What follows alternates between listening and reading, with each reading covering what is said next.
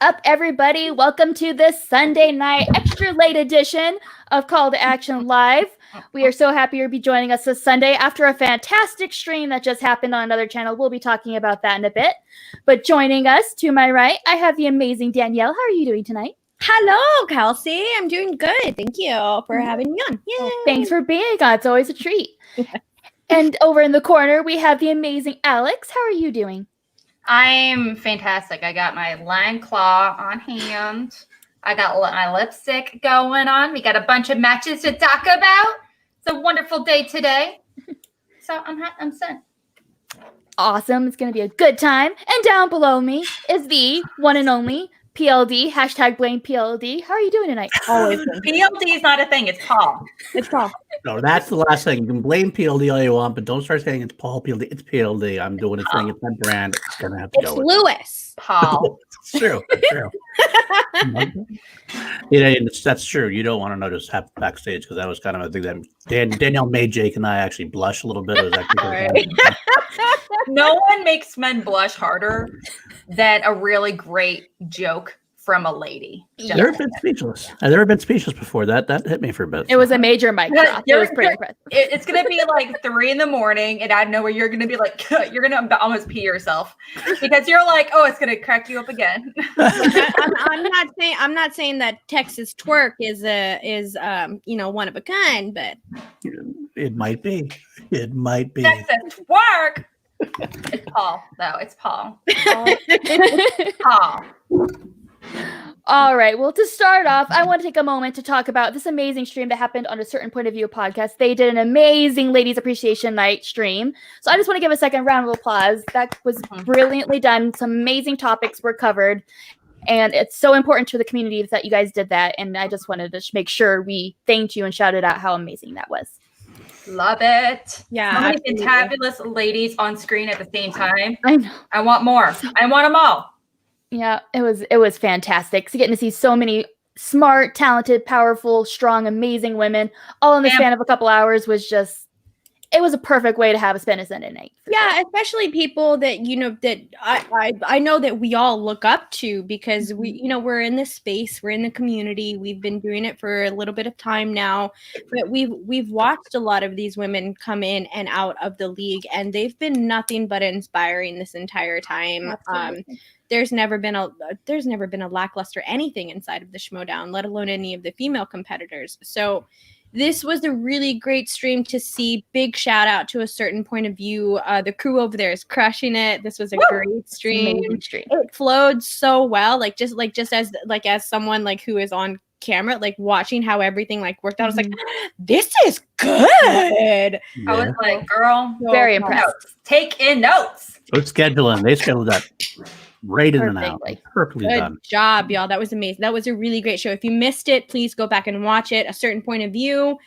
Go subscribe to the channel if you haven't. And if you haven't subscribed to ours, maybe hit a sub on ours too. We have 3 powerful women right here. We have. I love the fact that you all didn't say anything. You all just said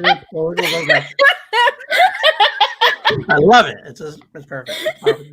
Get the drinks. We all got our White Claws too. 3 powerful women. I feel like it's been a while since the 3 of us have had White Claws together. Man, not even kidding. I just miss hanging out with the ladies. I mean, you guys. I know, our last ladies' night, it got interesting. So I feel like I'm gonna need another one here pretty soon. I just do, especially with everything going on. I just want more confidence with my home ladies. I know we need to have an on-camera coven meeting. It's fine. It needs to happen. It's been too long. Yeah, y'all heard about. Wait, are they just recorded? Pretty much recorded now. Yeah. Oh, are we live? We are. There's no coven. What are we talking about? Oh, my bad. We don't have a great way coven at all. They're not supposed to know the password. They don't know. We're not. Totally guys, this is embarrassing. We're very clearly having some fun tonight. So that we've had a good time today. We've had to spend all day long with each other. And yesterday too, pretty much. Yeah. So it's been a lot of fun hanging out with the crew, getting some stuff planned up, and getting this episode ready, and all of this good, great stuff. I We know have a we lot got, of stuff going on, don't we? We have a lot of stuff coming up soon now that we're going to announce soon. yeah, we got a lot to talk about tonight that I'm excited to hear your guys' thoughts on. So if you are ready, we can get started with the first match we had this week, Let's get it on. which we started off Get it with on. Zipper versus Jacobson, which was a match I was thoroughly looking forward to, especially after having Zipper on our show, talk about everything, break everything down. He had a lot of talk. He had a lot of opinions on how well he was going to do in this. And I'm like, okay, you got to now back that up, Zipper. We need to see this. And I don't think he disappointed at all. He did fantastic. He did very well. He did very well. It was a good match for both It sides. was a very good match. Jacob, I love Emily. I loved her cosplay, her costume. Yeah. It was just, she's so theatrical and fat. I adore her. And she's did such a great job. She's such an amazing person. I want to see her so much more in the Schmoedown. Yeah. In person, I got to see her live event in Atlanta, and she has a great on-stage presence as well. So if we can see her at another live event, like Free For All or something when that happens, I'd love to see her again. Now, well, obviously, when it comes to that match, Zipper, obviously, rock star. He did fantastic. He improved light years over his previous matches in IG. I'm so impressed with how far he's come, especially since like chatting with him last November. I remember him being like, yeah, I don't want to be in IG. I really want to focus on singles and teams. That's where I've been really starting to focus and, start studying and everything. So I just kind of want to leave IG behind. And then this whole thing pops out. And you know what? I'm here for it. And I'm so delighted.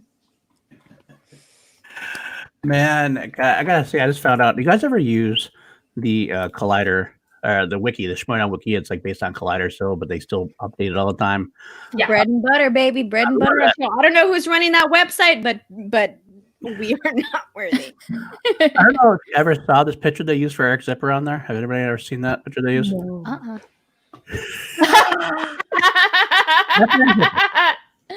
Oh my God, that's amazing. That's on point. That is like the most perfect description. That is I love it. for perfect. him. Flawless. A dungeon Eric Zipper right there. You can't get better than that. Fantastic. That needs to be put on a t-shirt. Right? You know what? We don't even need like the old one of creepy one of the like Ben. We just need that one. Yeah. That is definitely. We don't need Action Army anymore. We need the Zipper Army. Zipper Army. We need the zip ups. We need the zip Oh up. my God. Okay, we got trademark. Start that name. Go start. Zipping away the competition. No, that doesn't work. That does not work. Oh no, it's No. not zip. And by the way, just while we're at it, I don't know where they get all these pictures. This is the Emily Jacobson one. I love that one too. I love that picture. Oh, that's awesome. I love that. Not just saying her bangs. How does she do it? I Right? just want to know. I can't Like- even do with my own I bit. mean, like you're a stylist, and I just like I can't figure out how to curl hair, let alone do bangs. This is how I'm going to do all of the streams from now on, just so you can make sure that you see all of the bags under my eyes. Apparently. I mean, I was distracted by the Blockbuster video in the Yeah, picture. that was the part I thought that was a treat. I'm like, Blockbuster. Yes. How funny! How funny! You brought up the opportunity. As you can see, my usual scene behind me is not here, so I can't reach behind me to grab a book. But guess what? But guess what? Blockbuster is also a game. It's a movie game. Just want to clarify. Oh, okay. No, I went to HEB today, and I just said this is a puzzle. It's got Blockbuster on it right there. It's a Jaws puzzle, and I'm super excited. Are you about gonna it. frame it? Are you gonna? I frame guess I it? am. I actually have a puzzle on my table right now that I need to plaster and frame and all of that good stuff. So we have continued the tradition of somehow me grabbing something and putting it on screen. Phrasing, Danny. What is Phrasing. happening right now? That's nothing. It's me. I'm It's saying me. this out of love and appreciation for everyone here. But what? Yeah, I didn't take any Adderall today, so my bad. Wow. Kelsey, we're getting the show under control. We're gonna lose. it. Right, it's been turning into chaos. My bad. It's totally It's 2 a.m. It's true. It is. We were late. We were punch drunk. We were on screen for a long time. That's true. Yeah. I did crack Um, open the case of White Claws during their stream, so now it's Yep. All right. Well, starting in round 1, it ended with Zipper at 8 and Jacobson at 4. So a little bit of a lead on Zipper's half, but not fixable at that point. So I think it was a very solid round 1. I try to play along a little bit, and it's IG, even question one IG, I still struggle with. So the amazing those competitors they just did so well in that first round. It's so impressive the amount of studying they've clearly been doing. Yeah, absolutely. I was a little surprised to see. I can't remember the question that Zipper got, but he missed a Star Wars question, and I don't know why. I always felt like Zipper was a little bit stronger in Star Wars, and I wish I could remember the exact question that it was. I do know that it was a Star Wars question. I remember it too. Yeah, so that's just kind of what took me by surprise. I don't know if there was anything that was said earlier sometime, but for whatever reason, I had always taken Zipper as someone who was strong in Star Wars, and that's not to say that he isn't. The inner geekdom division, they don't have very much of a pool to pick from when it comes to Star Wars questions because we have our own Star Wars division. So it just kind of took me by surprise that was one of the questions that he got wrong. But I still think that he did have a very strong. The other category that he got wrong was heroes and villains. So and I can't remember that. I didn't write down the questions. I only wrote down the categories. So I can't remember what question is. You missed the important thing that Robert said earlier, and it was hashtag Danny said something about Texas. So that's true. True. No Texan from Texas. No Texan can not say that they're from Texas. Yeah, it's true. At least once an hour. Once an hour. Yeah. No, that's max. I would have to argue it would be like 15, 20 minutes. Yeah, it's part of it's on our birth certificate for how long and how often we actually have to say we're from How Texas. often you say it is how much of a Texan you are. Yeah. If you don't say it a certain amount of times a day, you actually your Texan rights are revoked. How oh often? My gosh, do I talk about Texas this much? Oh, geez, I'm sorry. It's kind of a thing. How often do you got to mention Whataburger? I don't. Everyone else brings up Whataburger for me. I talk about Texas. I don't necessarily bring up Whataburger all the time. So Just a question. That's all. Anyways, back to Eric Zipper. Heroes and villains was the other question that he got wrong, and I wish I wrote down the questions so I could understand the context of it. But that was also, I feel like heroes and villains can also be one of those categories that's almost similar to mixed bag. Yeah, it's kind of open and vague a little bit. Yeah, so that was pretty exciting to see. But overall, I think Eric did very well for this. That's the Star Wars question. Thank you. Okay. Thank you. But yeah, and that's all I got to say about round one. Now, I do know that going into this, Zipper, when he lost at the very end, I have to say, he did fantabulous, absolutely. Unfortunately, Emily, it shows that she's definitely improved. The Will just didn't go her way. Unfortunately, that happens sometimes. Now, at the very end, though, Zipper did call out Mr. Kalinowski.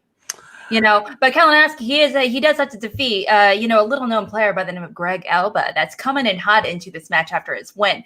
But is it right to assume that, Kalinowski is going to walk away with a big W? Against Alba? Yeah. Against Zipper. Against Alba. I think so. I can't say, you can't say for sure. I mean, nothing's sure in this league. And like I've been saying for a while, hoping Mike isn't like hating me now by saying this, because I don't mean any disrespect by it, but I do want to wait and see him back in his own in IG again, like to see if he can get that. Like I say it all the time, but I want to see him get his swagger back. He kind of has that. He lost really badly at Spectacular, and since then he's had the matches with Chance, the tag team, but Chance has been the stronger player. So I want to really see if he's going to do it, come back and like be Kalinowski. If he's going to be Kalinowski, then he beats Alba, no problem. If he doesn't have that swag and gets on his own head, that could be a problem. But if I'm going to bet, we're going to see Kalinowski versus Zipper. I feel the exact same way. I don't like putting money on competitors, but it's Kalinowski, former champion, IG champion, teams champion. And, he's going up against a competitor that just played his first IG match overall. You know, Mhm. how it took him to be involved in IG, you know, up until now is beyond me, considering his strengths. Yeah. But that's neither here or there. I'm excited to see more of him and him in IG and, you know, teams and singles and beyond. So he's definitely a really awesome, multifaceted competitor. But Zipper, he definitely did call out Mr. Kalinowski. Obviously, they do have quite a little beef. Nice sauteed, seasoned beef. The dungeon versus the dungeon is all for going against corruption at this point. Kaiser wants corruption bad. They want that blood. Yeah. Yes. Absolutely. All right. Going back into the match, we have round 2. We had Emily spin first, and she spun Spinner's Choice and chose the MCU. Just smart. She made that decision not to do that last time. That's what she chided herself for being wrong doing that in Atlanta when she didn't go for it. Yeah. It's their strength, so she was right to go for it. Absolutely, and she did well. There was some pretty deeper cut questions. I don't think I got any of them right, to be perfectly honest. And I watched the MCU a lot. MCU is like really, it's deceivingly difficult. That's a lot of movies. It's come up a lot, so that category. Yeah, but she did pretty good. She got 8, got to 8 during that round. And then for when it went to Zipper, he spun opponents actually, and so she chose Middle Earth for him. They both were able to steal. She stole 1 point, he stole 2, ending the round with Zipper at 18 and Emily at 9. Right. Before we get any further, I'm going to throw this up there to the super chat there from Let's Get Ready Schmoedown podcast. Shug, 4 of my favorite people in the Schmoedown. Shug, we love you. You know that. We love you. Love Shuggy. Love the Shuggy. No, Sugar Bear. We're not saying his name correctly. It's a sugar. I don't know if I could say that every time. Do you guys not remember Business Time from Flight of the Conchords? I know that. Business. Yes. It's business time. And now we're going to go into the bathroom, brushing our teeth. It's all part of the foreplay. Okay. The love foreplay. A shaka. And then you sort out the recycling. It's not part of the foreplay, but it's still very important. Paper, plastic, glass, metals. So where my socks, they call them business socks. Oh. Yeah, everyone go watch Flight of the Conchords. It's on HBO. If you have HBO or HBO Max, go and watch it. Also, go watch What We Do in the Shadows. It's on Hulu. HBO sponsor us. HBO sponsor us. What We Do in the Shadows is so good. It's one of my favorite shows right now. It's so good. I'm watching it right now for the first time, and I've watched all of the first season. I'm watching the second season for the first time. Nice. I can't wait to chat with you about it. Ooh, yes, please. All right. So any thoughts on round 2 and how it went, and anything that stuck out to you during those rounds and during that round? I would say, didn't Zipper have a few steals? He stole 2 points. Yeah, so that's especially in the second round. Those are big steals. So steals are super. I've always felt like the second round is the most important round, in my opinion, in the Schmoedown. I do have to agree, I think. Wheel is sort of a toss-up. We really never know where the wheel is going to go. And I love this new sort of strategy. I think if anyone's noticed where I know that Who's the Boss was doing it for a little while when they were playing, and it's spinning first. And I feel like that's a very cool intimidation factor that we'll get into later, because there's another match that kind of does that. That I kind of want to touch on, but I've always Alex has always had a really good explanation of why spinning second is a little bit more of a little bit more of a head start, I guess, because Alex can explain it a little bit better than I can. It just depends on the thing is it just depends on where you are in the wheel. I like to analyze. As a manager, I like to sit down real quickly right before a match and like, hey, where are we on the wheel? Over these slices, average, okay, so is the wheel statistically speaking in your favor? Yes or no? So we would like kind of go over the averages of each slice, Middle Earth, Middle Earth, directors, composers, sci-fi, fantasy, Star Trek, Star Wars, all that good stuff. So we create the averages between all of them for my players, essentially. And that really kind of determines that, based off that, maybe you find out some slices you're at a 3 out of 5 instead of at a 4 or 5. So if you find out after averaging out all your slices, essentially, that you only like maybe 65 or 70% of the wheel, those are good odds, but they're not the best odds. Those aren't ideal odds. Usually, considering it's IG, you need to be good at every single slice. Right. Like now more than ever. Yeah. So especially with putting that as kind of the technical reasons to spin second, in my opinion, spinning first has always been an intimidation factor. It's the annexation of Puerto Rico, y'all. So that's basically what it is. And if you know what in my opinion, what Who's the Boss was doing was kind of like, I'm sorry to get a little bit vulgar here, but they were putting their dicks out on the table and being like, look, we're going to spin first. We're going to get all of these answers right. We're going to take the first category that it lands on because we know that we're strong and we know that we can dominate this category. And we're going to get all of the points that we'd get either way, even if we did go second. Only now you have to go ahead and spin and realize how much work you have to get to us at this point. Yeah, there is. That's why I've always liked for someone who is in the lead to spin first, because I feel like it gives it a little bit more of an intimidation factor behind it. Hot Wonka's on the table. Hot Wonka's on the table. That's right. So I've always felt like that's such a big dick move, like going first, and especially when you're in the lead. Going for it, we'll talk about this later because there's another match that does that. But for the Zipper and Jacobson match, Zipper he didn't really need to get those 2 points. It was very beneficial for him in the TKO to get those 2 points that he did steal from Emily. I agree. Real quick. Ben Rainer Media Sweaties Network, just saying hi. Can't stay long. Have a great show. Thank you, Ben, for all your work you always do promoting us. It's great. Thank you so much. I love it. Ben, you're always around. Really appreciate it, my dude. Yep. And one thing I like to say, too, is that she did give him Middle Earth, and you could tell with her talking with Gucci that they clearly had, noticed that maybe that wasn't a strength of his. Well, guess what? He apparently has been working on that because he definitely did very strongly in that category. So that's awesome to see. I think Zipper was just proving what he said, that he is fully into IG, and it's showing. That's pretty cool. Absolutely. I agree with you 100% on that, Kelsey. I would say at this point, it's always hard to judge where someone is after one match. So it's even hard to sometimes you haven't seen him in the league for a while. He's definitely improved from where he was. I'm not sure if he's quite made the jump all the way to championship level. Yep. Yeah, fair enough. Yeah, that makes sense. Yeah, but he's definitely back in a while. But he's definitely made some great steps in that direction. I think definitely trading with Smets and Parker has done well for him. And it's a big test for him to go against Mikey. Yeah. I think even having someone like Adam Witt in his corner is also is beneficial. This is also really cool. That statement right there is important because that's probably why they decided to go with Middle Earth. Absolutely. And the whole thing, which completely makes sense, but Eric, that's your buck's on fire tonight. No, seriously.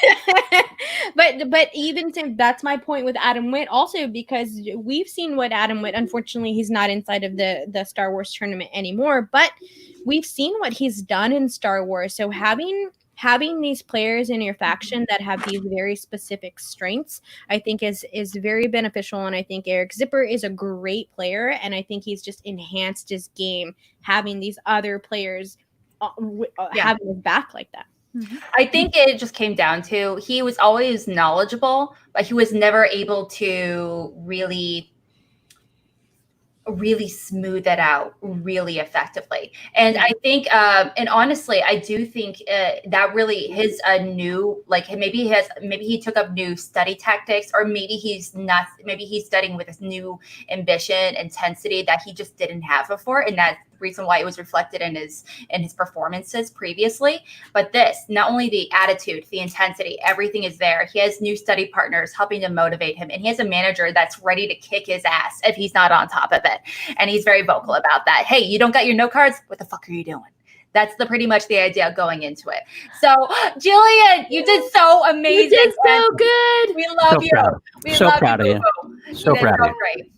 And I wasn't bawling. We weren't crying at all. We were like at all. Like I wasn't having This is to so wipe great. away tears. This is amazing. Not kidding. This is really amazing. Actually, No, Jill, cried you a few really times. genuinely did a great job. I'll reach out to you later, but Yeah. definitely, Jill, and a certain point of view. You guys are killing it over there for sure. There's plenty of people in this space. There's plenty of content for everyone to see. Go and check out everyone. Especially make sure that you're supporting everyone inside of this whole community because it's all nothing but love and support, and it always has been.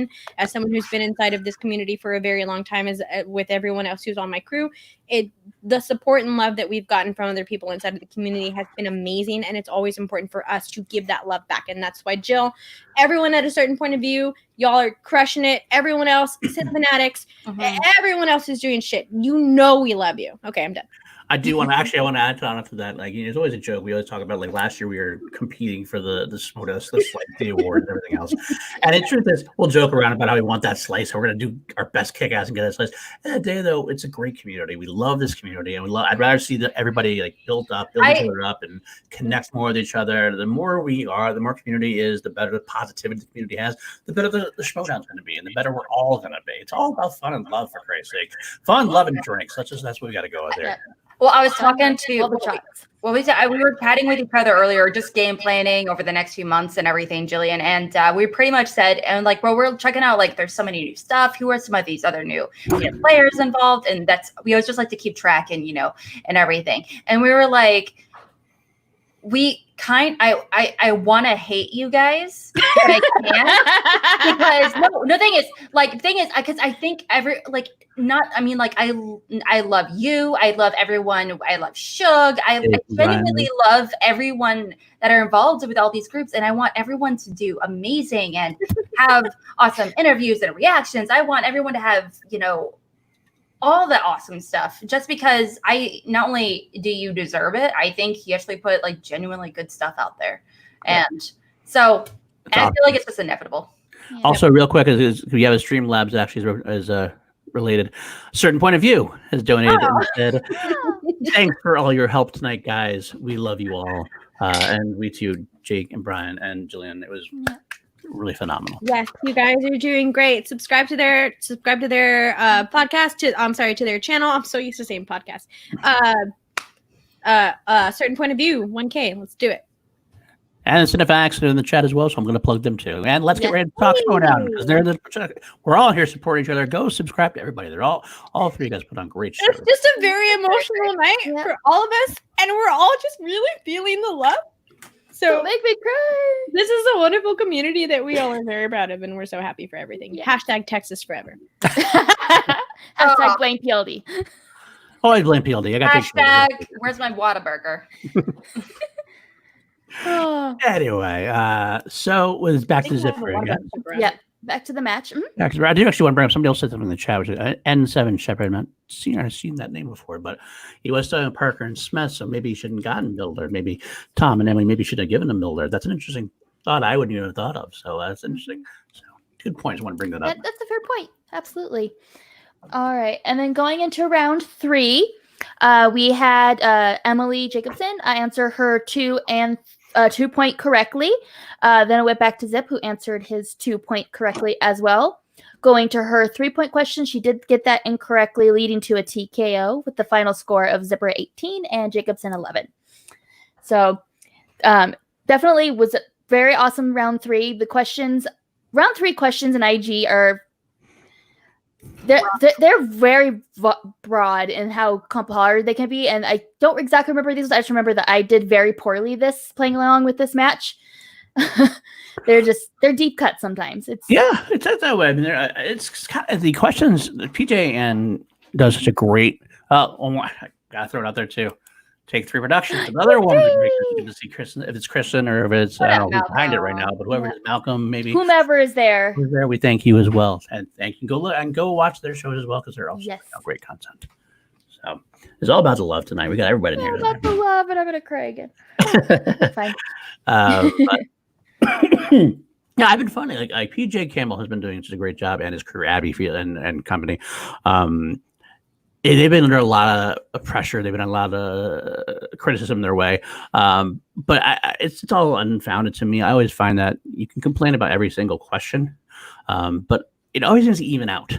Somebody might get an easy question, and then they get a hard question the next match. It'll be even harder. You're like, what the fuck is that? Kind of thing. So, I mean, to me, it seems like that it's all going to even out. People should just not concentrate on the individual questions. Concentrate on the overall. And the overall is we get good matches. We do. Yeah. But like that, we start getting all petty about individual certain things. It's like, and how many points a question is worth is very subjective. What might be easy for it is. I remember plot point questions a lot more than I remember like who scored it and who starred in it, who directed it, release years. But if he's like, what happened to this one scene, I could probably maybe tell you if I've seen it once or twice.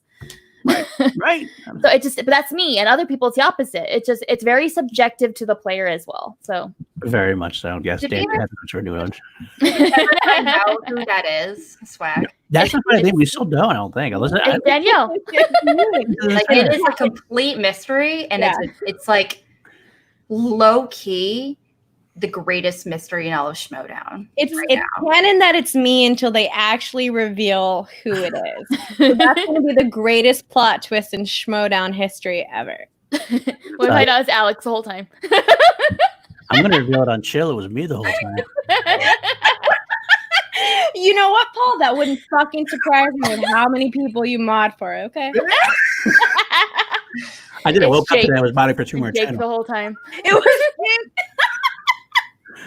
right. No, really, it was Lucas. It's actually Lucas. True. No, Lucas wishes he was cool enough to do that. That would never occur to him. I'm not gonna lie. I say that with love, for the love of my life. Fair enough. Fair enough. But yeah, so then at the end of the day, round three got going on. Okay, so really quickly on what I have down for round 3, and this is I'm just shooting this over to the chat because I don't have that zipper answered anything for round 3. I only have Emily Jacobson. Oh, I read my notes wrong. You're right. I read my notes wrong. You're correct. She answered. So she chose number 6 for her 2-pointer, which was Middle Earth. She got that right. She chose 14 for her 3-pointer, and that was Star Wars, and she got it wrong, and that was where Eric Zipper took the TKO at 18 over Emily Jacobson with 11, and that earned the dungeon 4 extra points, which also put them. Hold on, I have that in there. Actually, I don't know where they were from it, but right now where they're sitting at, I believe they had one other match. Yeah, they had the Oyama Ellison match from there. So I'll talk about the dungeon standings once we talk about that one. Mm-hmm. Awesome. But yeah, it was a very great match. I am really enjoying this IG tournament. I am super excited that they decided to do this. I think it's working out really well on the streamer, especially I will admit, I understand where they're going to Twitch with certain things, but I do love the way, it's edited together. Nerd Chronics and Game will put his promos and things in there. But it feels Schmoedown to me. Like I don't feel like I'm missing out on not being in the studio. It's the theatrics, everything are still there. Everything I love and look for still there. We didn't even talk about the opening scene. That was a Zoom call between Zip and that was fire. I love that. Amazing. And like that's stuff that's like I don't miss. I mean, I'll definitely be excited when they can do studio matches again. I think we all will be, but I'm fine with it the way it is right now. I'm getting my content. They're coming up with creative ways to do their cut scenes and things like that. I was so happy they did what we talked about. Ladies, I don't know if you remember, I can't remember exactly what stream it was that we were talking about, but like wouldn't it be cool to watch them do like Zoom promos like that? And then they did it and it was awesome and I loved it and I was so proud of it. I kind of knew Harloff, right? We got to go after Harloff, right? I kind of knew that one was coming because Kaiser told me that there was going to be a promo with Piggy Smalls in it, and so I was looking forward to it.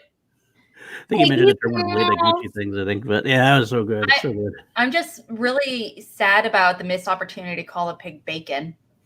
Like, bacon? Yes, you like. No. Yeah. Alex is a heel. Are you kidding? Are you kidding me? My mom had a pig named Mr. Joe and Mr. Bacon. Well, your mom's heel too, then maybe. I don't know. My mom.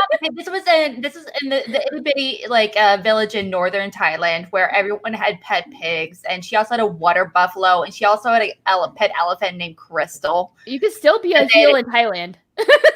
She was like 6 years old, my dude. My daughter is 9 and is a heel, so it's possible at that age. You know what? Y'all, pigs are smarter than dogs. You know what? Go ahead and go watch Aqua on Netflix. Yeah, I mean, why not? That is true too. Why the heck not?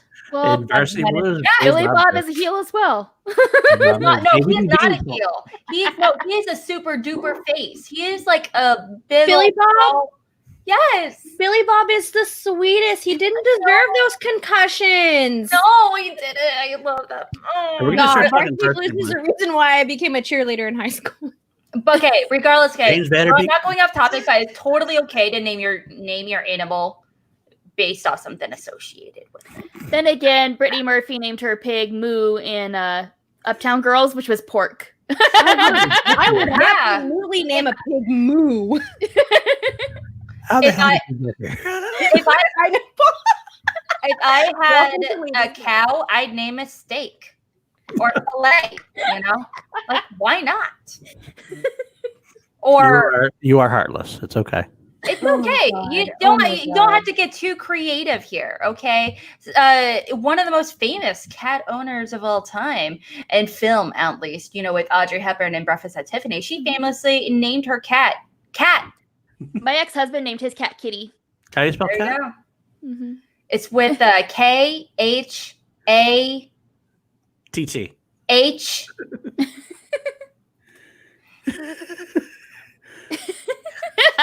The smoke rising off her head. You gonna see the wheels like turning. We'll get back to it. It's okay. You can phone a friend later if you need to.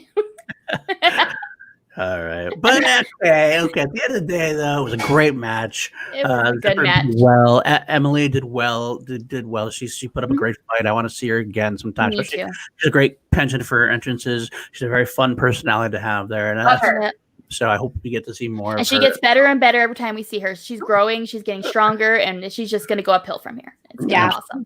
Absolutely. So. Same for Zipper. Also, Zipper. Going fucking uphill. You do you, man. I'm so proud of you, Eric. Kicking ass. It is one of the possibilities of upset. I do think Zipper and Kalinowski is one of the, because usually every tournament has a big upset somewhere in there. Mm-hmm. Yeah, we haven't had a big one yet. That not yet. Could be that one. Well, I think Ghai, we said if we're gonna be we're gonna be having later at the end of the season. I know it's gonna be a Schmoedown. You just wait and see.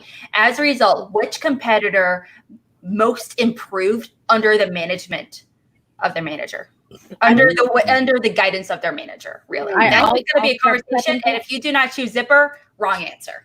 I'm fascinated. I can't wait till you do that because I'm interested to see what people say and who says what. You know what I mean? It's gonna be awesome.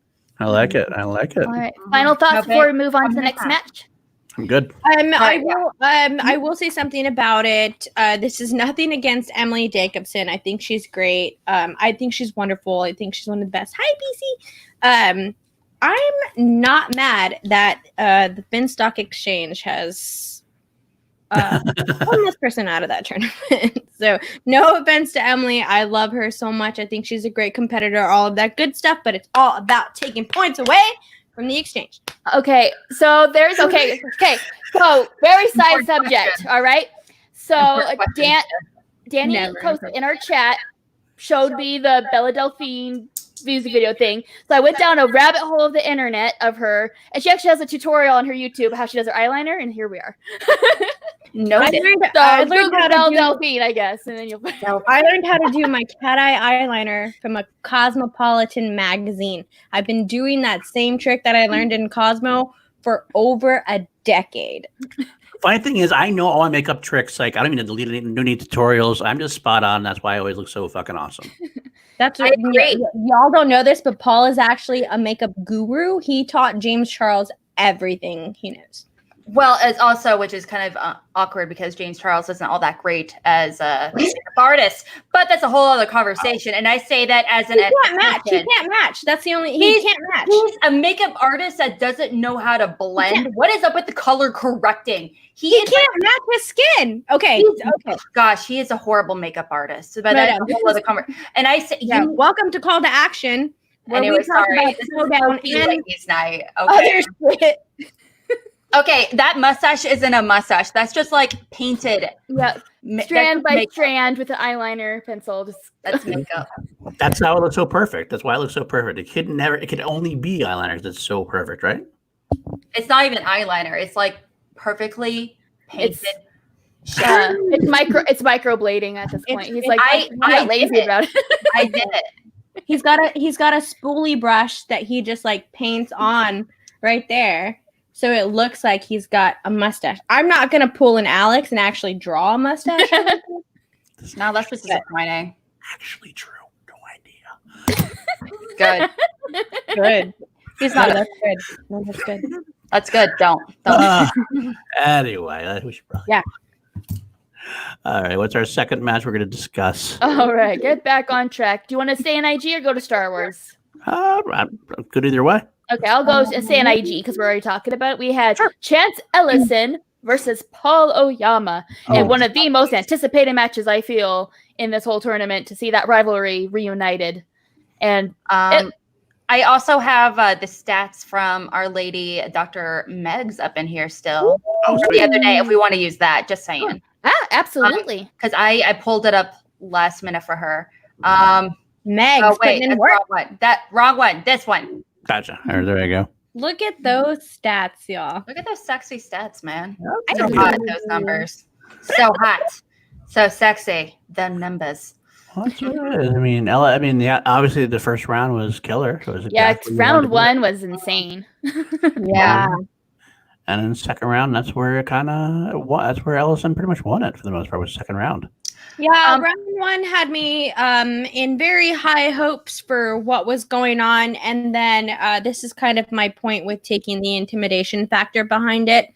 I think Chance really took advantage of that certain play. I don't think Paul is a player that would get choked up about having to catch up to someone, especially because they were already even pointed at the end of round one. Yeah. I don't necessarily think this is the type of intimidation factor that I believe that going first in choosing to go first in round two can be, but I do think that Chance might have had that same sort of mindset that's like, I'm gonna go first, fuck you, I'm gonna show you what I can do so you can be nervous going up into what your round is. And also when it comes to sort of the logistics side of it, this is just in my opinion, I've never actually broken down and like done numbers or anything like that, but I think when you go first you have a better opportunity of trying to land on what you want to land on, because if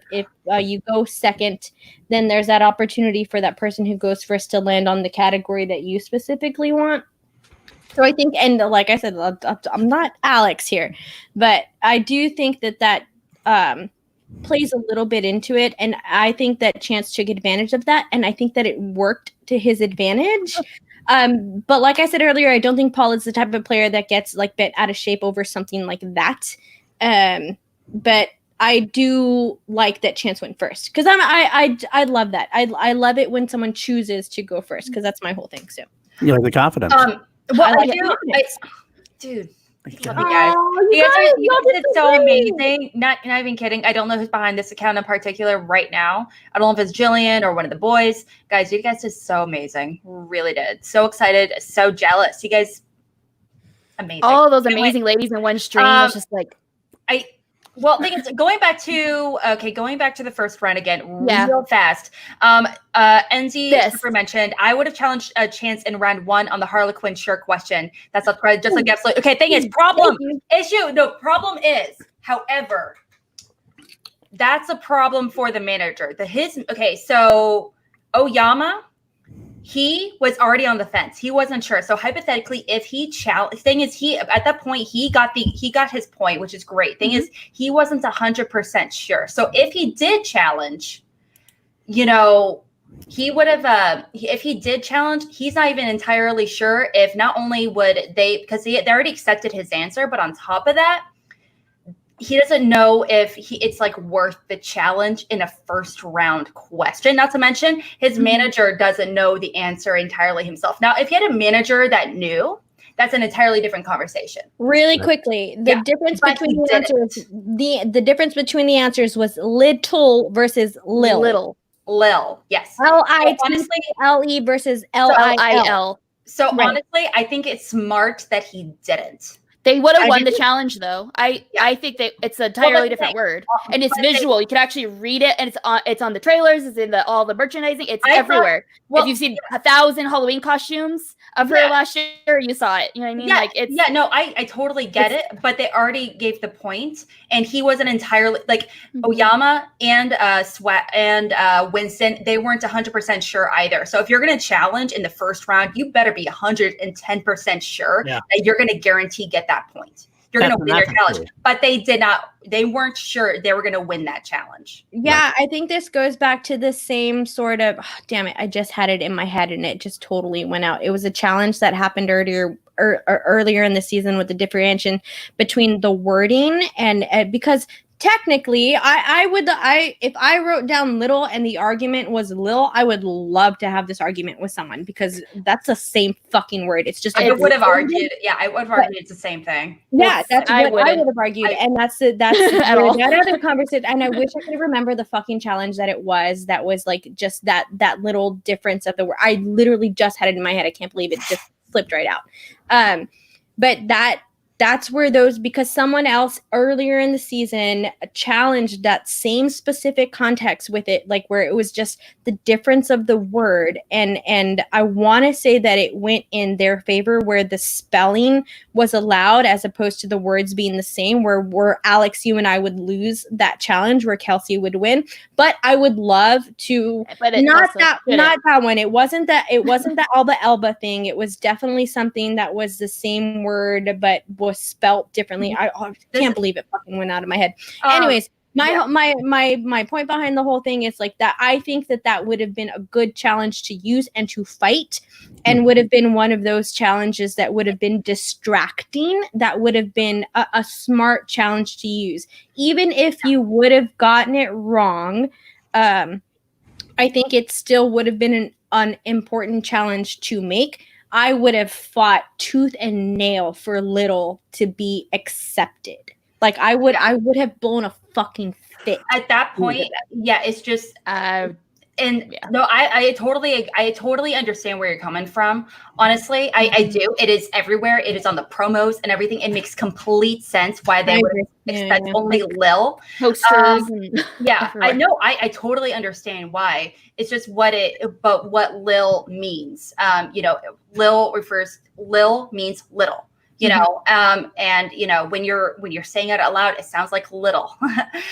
So I think this is a very different conversation versus Alba, or absolute versus absolutes. David or Russell?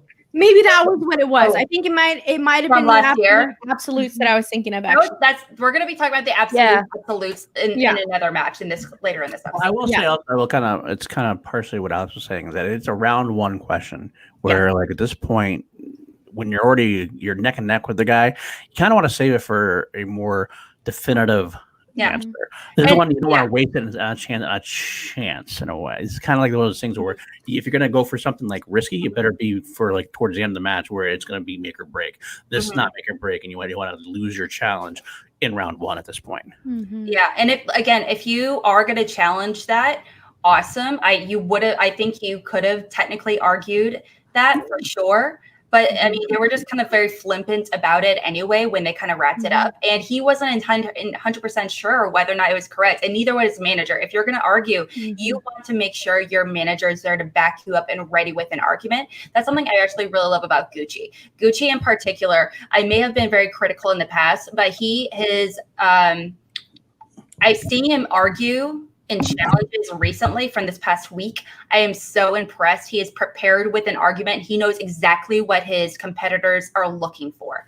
Right. And I think the thing is, when you're making a challenge, you have to be very correct in what challenge you're issuing and why.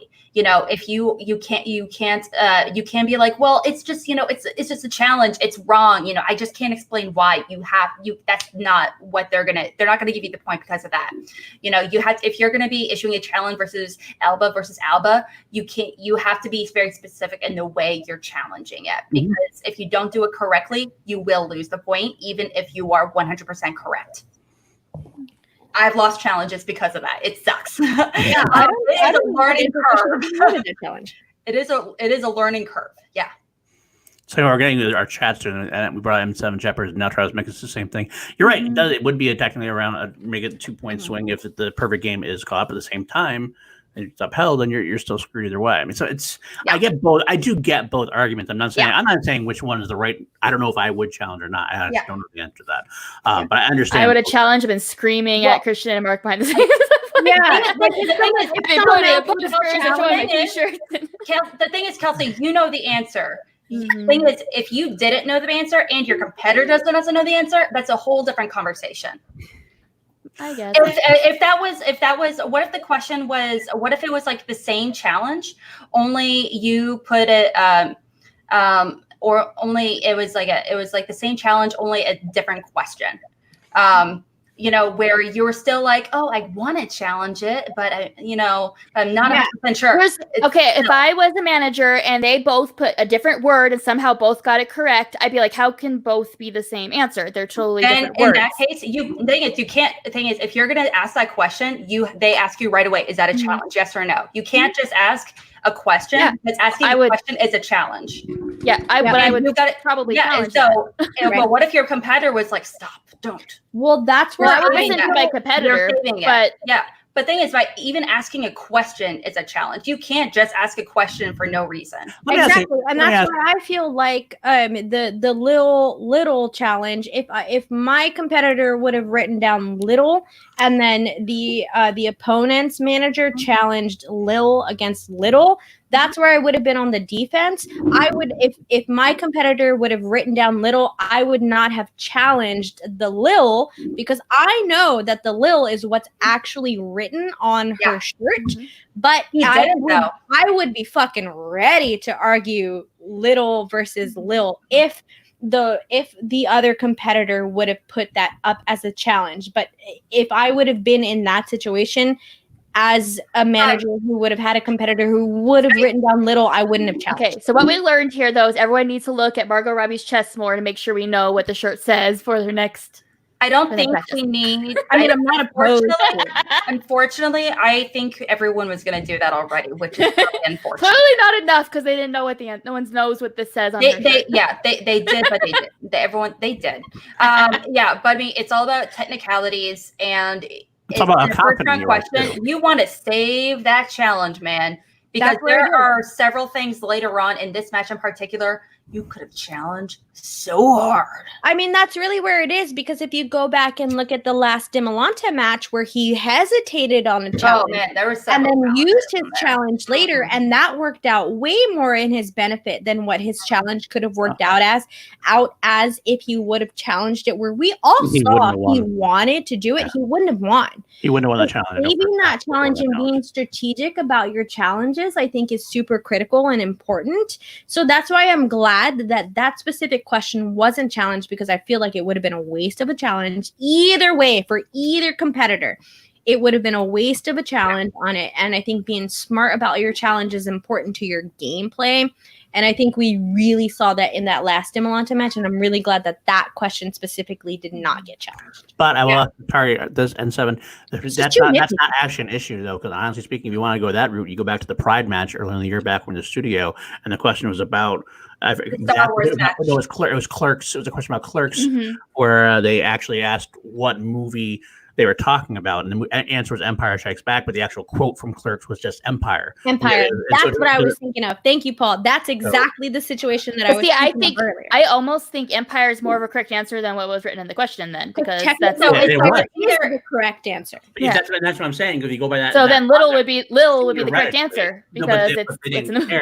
Because they answered Empire Strikes Back, I think it was, or something like that. Yeah, so they said Empire. They said Empire. The question writer said Empire Strikes Back. But technically, but I think she was more right than the question. Yeah, she wrote she wrote Empire. I believe the actual answer for the question was Empire. The competitor, who I can't remember right now, wrote Strikes Back on it. Empire Strikes Back. Challenge was. No, it was a second round question. It was a steal, and Ben Goddard, he pretty much said Strikes Back. Essentially, that's all it was. That's what it was. It was a team. Yeah, I knew Ben was somewhere in there, but so he just yelled out because she's like, yeah, it's Empire, and she's like trying to figure out, and she's like, what else do I need? That's the answer. And then and they were like, and pretty much they were like that, and so Ben just pretty much yelled Strikes Back. Paul Chester Wrangle. But more importantly, what I'm trying to say, more importantly about the whole reason I brought that up is that if you're going to argue that kind of, there's already precedence in the Schmoedown that if you're going to argue that kind of a technicality, that they're most likely going to say that's what it was meant. It's close enough, and they're going to let it slide. Generally speaking, that more often or not, that's what they're going to go with. So in mind, so then it's Star Wars today, Wednesday. Then why did one of them yes, the other one no? Yeah, but there's a lack of consistency. Not always. What I'm saying is that you want to err on the side of what's going to more likely happen. So you want to save the challenge. That's my point there. But also, I know that there was someone earlier in the chat that was talking about the answers being wrong. But I feel like challenges, are important to play. I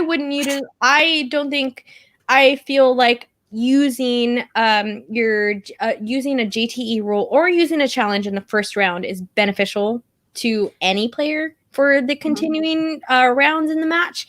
But if you feel like it's an important challenge to call out, and if you're fucking pulling a Ben Bateman and just trying to really fuck some shit up, you'll call that challenge in the first round. That's so action. On a weird technicality, that you feel like you can argue your way around. But if he would have won, though, he would have lost 2 points and not just 1 point because he wouldn't have got a perfect round. And so then there's a less of a deficit going into round 2. So are we talking about Star Wars match or are we talking about the IG match? No, we're talking about IG. Okay, we still are talking about the IG match. We're not talking about Star Wars at this point yet. We'll get there. Yeah. We're saving that sucker. So it would have been 9-11 instead of 11-11 going into round 2 if the challenge would have been agreed with.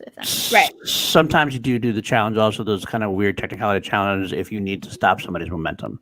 If you're down like by 2 or 3 points and it started to be a runaway, then you might do that just to kind of stop the momentum. That's another reason. Which is where I feel like these two players could have utilized that in a certain point of way, because they're very much compatible in a lot of ways. Chance and Paul are very similar in their strengths. We've seen that they both have belts. Like, we cannot deny that they're strong Schmoedown competitors. And with strong Schmoedown competitors, those challenges really fuck you up. So I think it would have been strategic for one of them to utilize a challenge at some point just to fuck up that sort of mentality that's completely going in it. But I think it's because they're both set in that mentality to win, that they're not strategizing in that sort of way to utilize the rules and all of the little technical things that you can get away with in the Schmoedown. They're just players that want to fucking compete, show they know that they know what they're talking about, and get shit done. I don't look at Chance or Paul as technically strategic players the way that I see Ben Bateman doing shit. I do agree. I agree. I think very few people in Schmoedown are on the level, think of the game the way that Ben does in that way, where it's I'm going to use this for this and not for what what's used for technically. If that makes sense. Yeah, we've seen it work. Ben is also I feel like that's a very different conversation, because Ben is also a much more confident competitor. Not only is he just comfortable, I feel like he's an inevitable manager.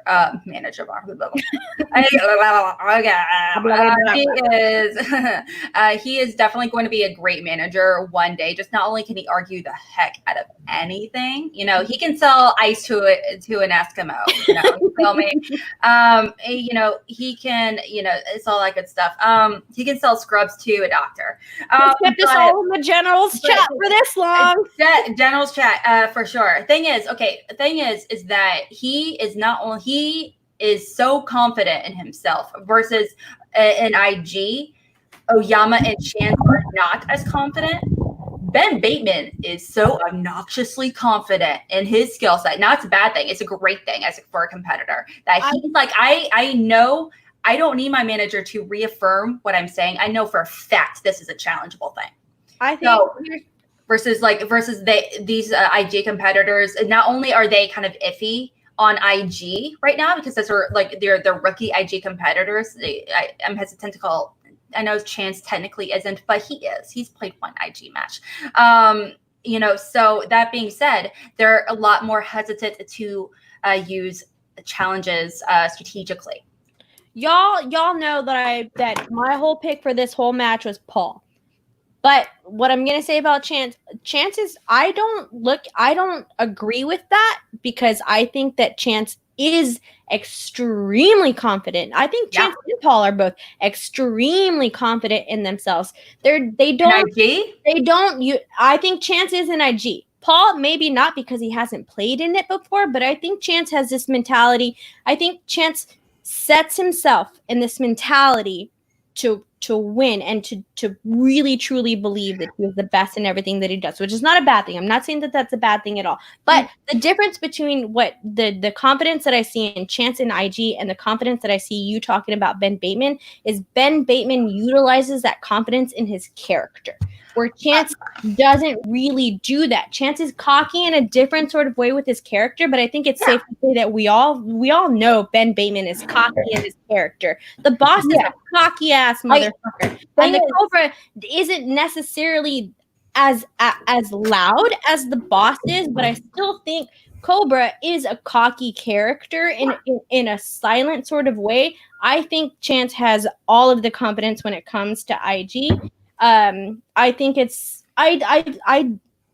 unfair to say that he's not as confident as Ben is. I think Ben utilizes that confidence in a way that elevates his game on a different level to where I agree with you that no one can touch Ben on that. Absolutely. Can I rephrase then? Sure. Because I absolutely agree with you. He's an incredibly confident competitor. But again, this is IG. This is a competitor he's only played one match with. And if he had Kalinowski at his corner that knows the information as a minute that actually, if like Shannon was gone for a day, where Kalinowski was there to reaffirm challenges with him, and where he's like there to back him up in his challenges, I think he would have been a lot more confident. I think he wasn't. I think he wasn't there. Shannon isn't as knowledgeable about IG as Kalinowski, obviously. And I think that would be reflected in how comfortable she is just in being able to make those arguments as well. Kalinowski can make that argument because he's a competitor. He understands the point of view. Shannon, however, she would need to they would need that moment of discussion. Yeah, and I think Chance knows that, which is why I believe that he still feels more confident going into those matches. I just don't think that he utilizes that confidence in the same way that Ben does, where Ben just exudes that sort of confidence in a way that, like, we all know Ben's gonna, we've seen it. And I think it's fair for us in the Action Army to say that, like, we have nothing but confidence in Ben Bateman to go in and crush a match. But I believe that Ben Bateman also takes that sort of confidence with him and utilizes that in his character, where I think Chance Ellison also takes that confidence in there with him, but doesn't utilize it because he's trying to prove a fucking point. So he's not going to challenge on a technicality to win, where Ben does, because Ben knows how to play the game as a fucking game. Yeah, he's more confident in being able to challenge effectively. Put his dick on the table. Here we go again. Chance is just trying. I feel like Chance is just trying to prove his way out there and prove that he knows what he's doing, which I don't think is a bad thing. And I don't think what Ben is doing I don't think what Ben is doing is a bad thing either. I love to see those challenges utilized as strategy in a gameplay.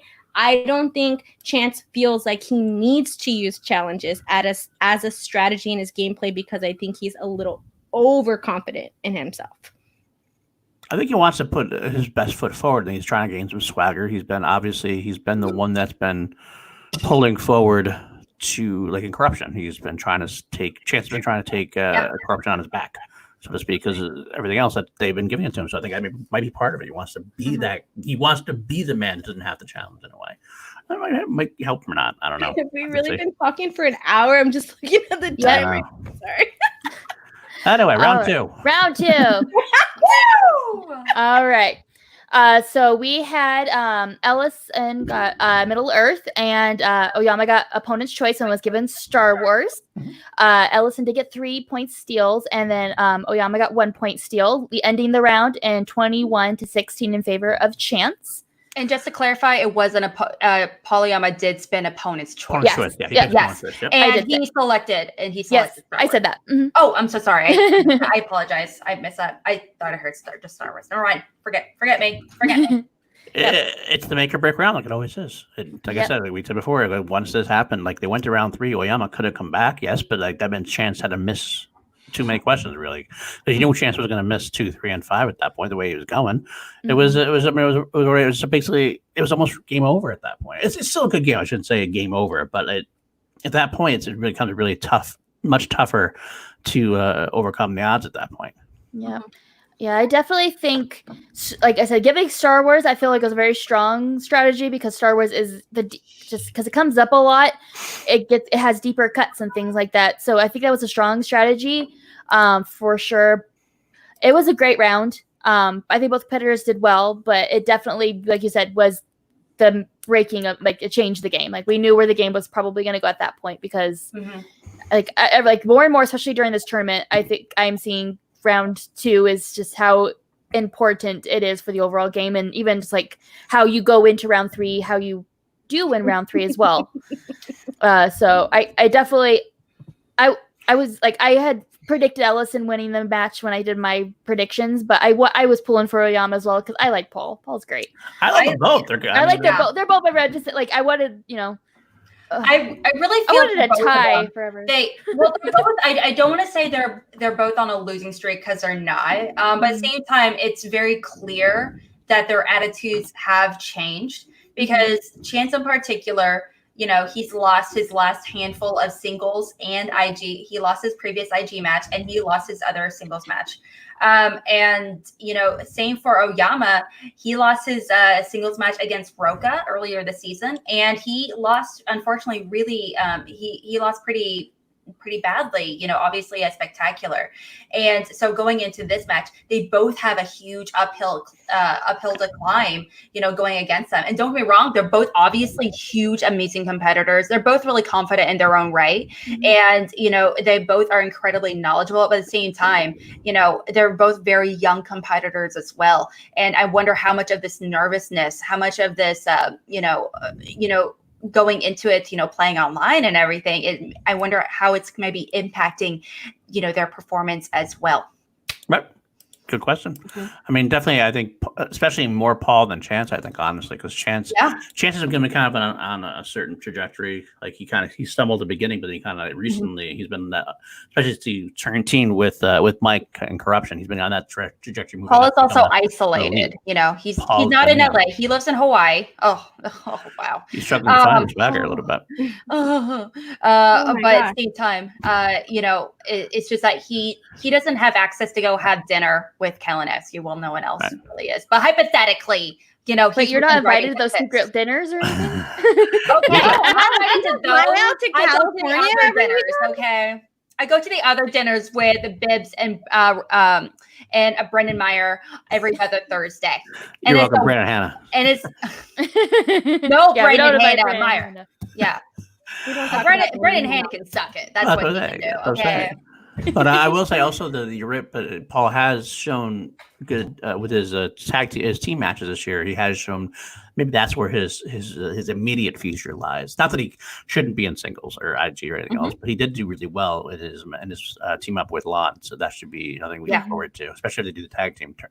I say tag team, summer wrestling. I don't just team tournament that they're going to do eventually this year. So I'm excited about that, though. We'll talk about that later on too, though. So a little bit. Yeah, I did with the Oyama Ellison match. Also, it's not like Chance blew him out of the water or anything like that. Paul lost by 2 points. Yeah. That steal from Chance in round 2 on Paul's spin was the neckbreaker.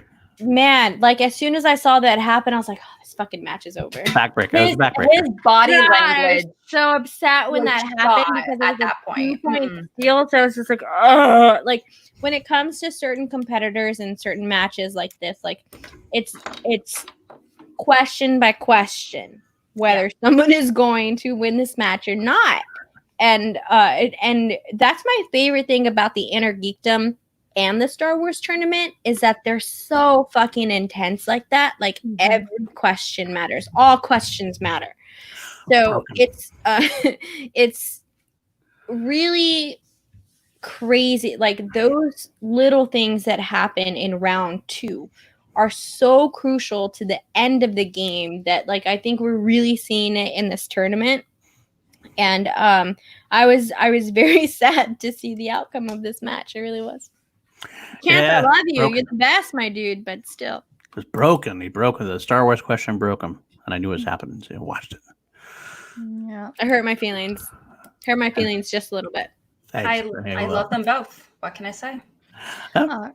So we good? Then we good to go? Yep. I think just going into round 3, we did have Oyama answered his 2 and 3 point questions correctly, and then Ellison didn't answer his 2 point correctly. And then unfortunately with that Shazam question did get the 5 point incorrect Oyama, ending at 23-21. Which I got the 5 point wrong as well. I was so confident that I knew what the answer was, number 5, and I was wrong. So as a result, what did we kind of realize walking away from this match, Danny? That DCU is everyone's crutch. Well, I was just gonna say, it just means Swag is out of the IG tournament. No, that we're not acknowledging that. I'm just at all. I'm just saying. I'm just saying they're going to be stagnant points wise for a little bit as a result. I'm just saying it is. And so with that, really quickly, I want to get into faction standings and where now the fucking where Swag kind of lies on it with what happened. I believe Swag is still in second place. With the stats that I have, and also I was very questionable about the point system with the IG tournament. I think I went back for like 3 days with the group and I was like, what are these rules?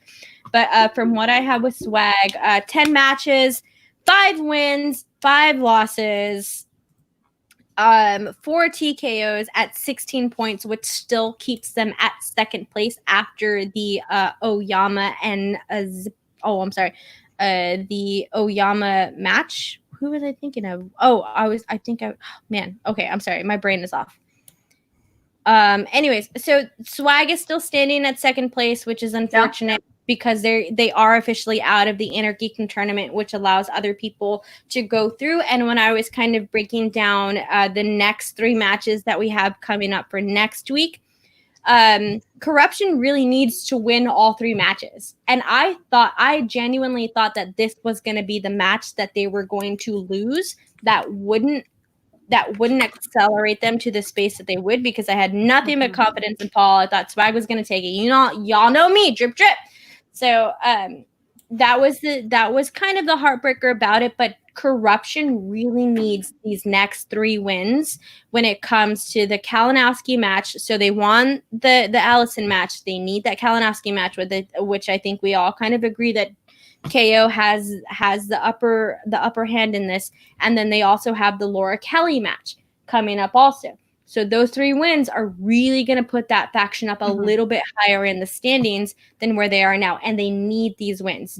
Laura Kelly has a very, very good chance of winning this tournament. And we all know Mike. We've all seen Mike. And Chance is also advancing into this. Yep. So that gives Corruption a very, very big leg up in these 2 tournaments, which they really, really fucking needed. Real quick, I do want to pull up the picture for the finishing up the IG tournament here over the next few weeks.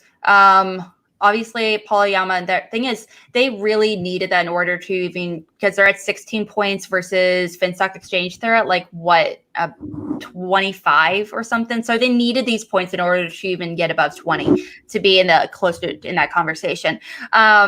Thing is, however, Corruption, I know you said they need a solid 3 wins. However, I would not be surprised, and I know this is a very hesitant thing, like very, blasé or whatever thing to say, but I honestly wouldn't be surprised if we get an upset here pretty soon between Chance and Robert Parker, if Robert Parker does beat Ben Goddard. Just saying. Yeah, I'm not talking about the Robert Parker match. I'm talking about the Chance Oyama match, the Kalinowski album match, and the Kelly Cabrera match. So those are the 3 matches that they need to win to really get them up there. I think it's going to stop at Robert Parker. There's no chance that he beats Robert Parker. I'm sorry to this man. I am sorry to this man, but I think Robert Parker is going to get this. I really do. So you can try, Swag. You can try, Danny. You can try. I've been trying. That's why I asked that. I've been trying. I don't know, Danny. Can we? It's like you're the one bringing it up, right? We take a poll every single day inside of the call to action private chat whether or not we should kick Paul out. And yet I'm still here. How do I manage to do it? I sneak in. It's all good. You sneak in. Only because it's interesting verbiage, if anything. Interesting. All right. Any final thoughts on that match before we move on to Star Wars? No. I'm good. Okay. All right. Always the highlight of my week. I mean, I love IG, but Star Wars is my baby, and this was a fantastic match. Molly Damon versus Andrew DeMolanta. I was really looking forward to this match. I was interested to see how Andrew did. He did so strongly last match. I wanted to see if that streak, that hunger, that fire continued. And then Molly is she's such a strong competitor. She is such a cool person. She just watching her lock in and answering those questions is just, I like many people was hoping for a Molly versus Laura finals. 2 powerful Schmoedown ladies competing. I was looking forward, hoping for that. So ending in round 1, we did have Molly with 10 points and Andrew with 11. So it was super close starting in round 1. Yeah, Molly missed the bonus question, which was kind of a bummer. I was also in the same boat of wanting to see a Damon Kelly finals, just mostly because I'm a lady who is into Star Wars. So that would have been really fun to see. I feel like it would have been a really cool, different take to see how far the Schmoedown has come between from where it's been. But I think even having Damon and Kelly in the tournament is a far cry from where we've been before. I also agree. At the same time, we all know very much that Andrew DeMolanta wants this. Hungry. He's starving. Hungry. He's so hungry for this, and it's so uplifting to watch as a fan, to see someone go to watch Andrew's journey in the Schmoedown and to see him do as well as he's doing, because I feel like we all know that he can do that well in the league. He just had a couple of rough matches in his first year, but now he really found his stride. He's with a faction that supports him and with a faction that is arguably the best faction in the league. He's got a manager that's won Manager of the Year twice already, and he's got a lot of stuff, a lot of support behind him. But I think it's almost kind of it's almost kind of like Greed is good, Alex. Greed is good. I might have to leave here in a minute. I don't know what's going on. I'm just talking. Greed is good, Alex. Greed, no. Anyway, Andrew is the only person on the FinStock Exchange who I will actively root for out loud,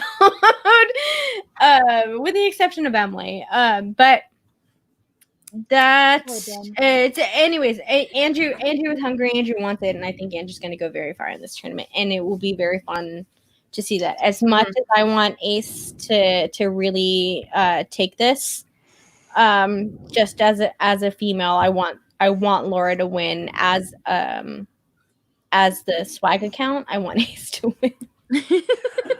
Ace is not going. Confirmation. Ace is not going to win. I will burn all of the sage. I will do all of the jujus. I think Ace is a great competitor. He's gone very far. I think his journey will stop against Laura. Yeah, I also agree. I love Ace, but I mean, it But doesn't now- compare. Ace said it in an interview that he was in sometime last week.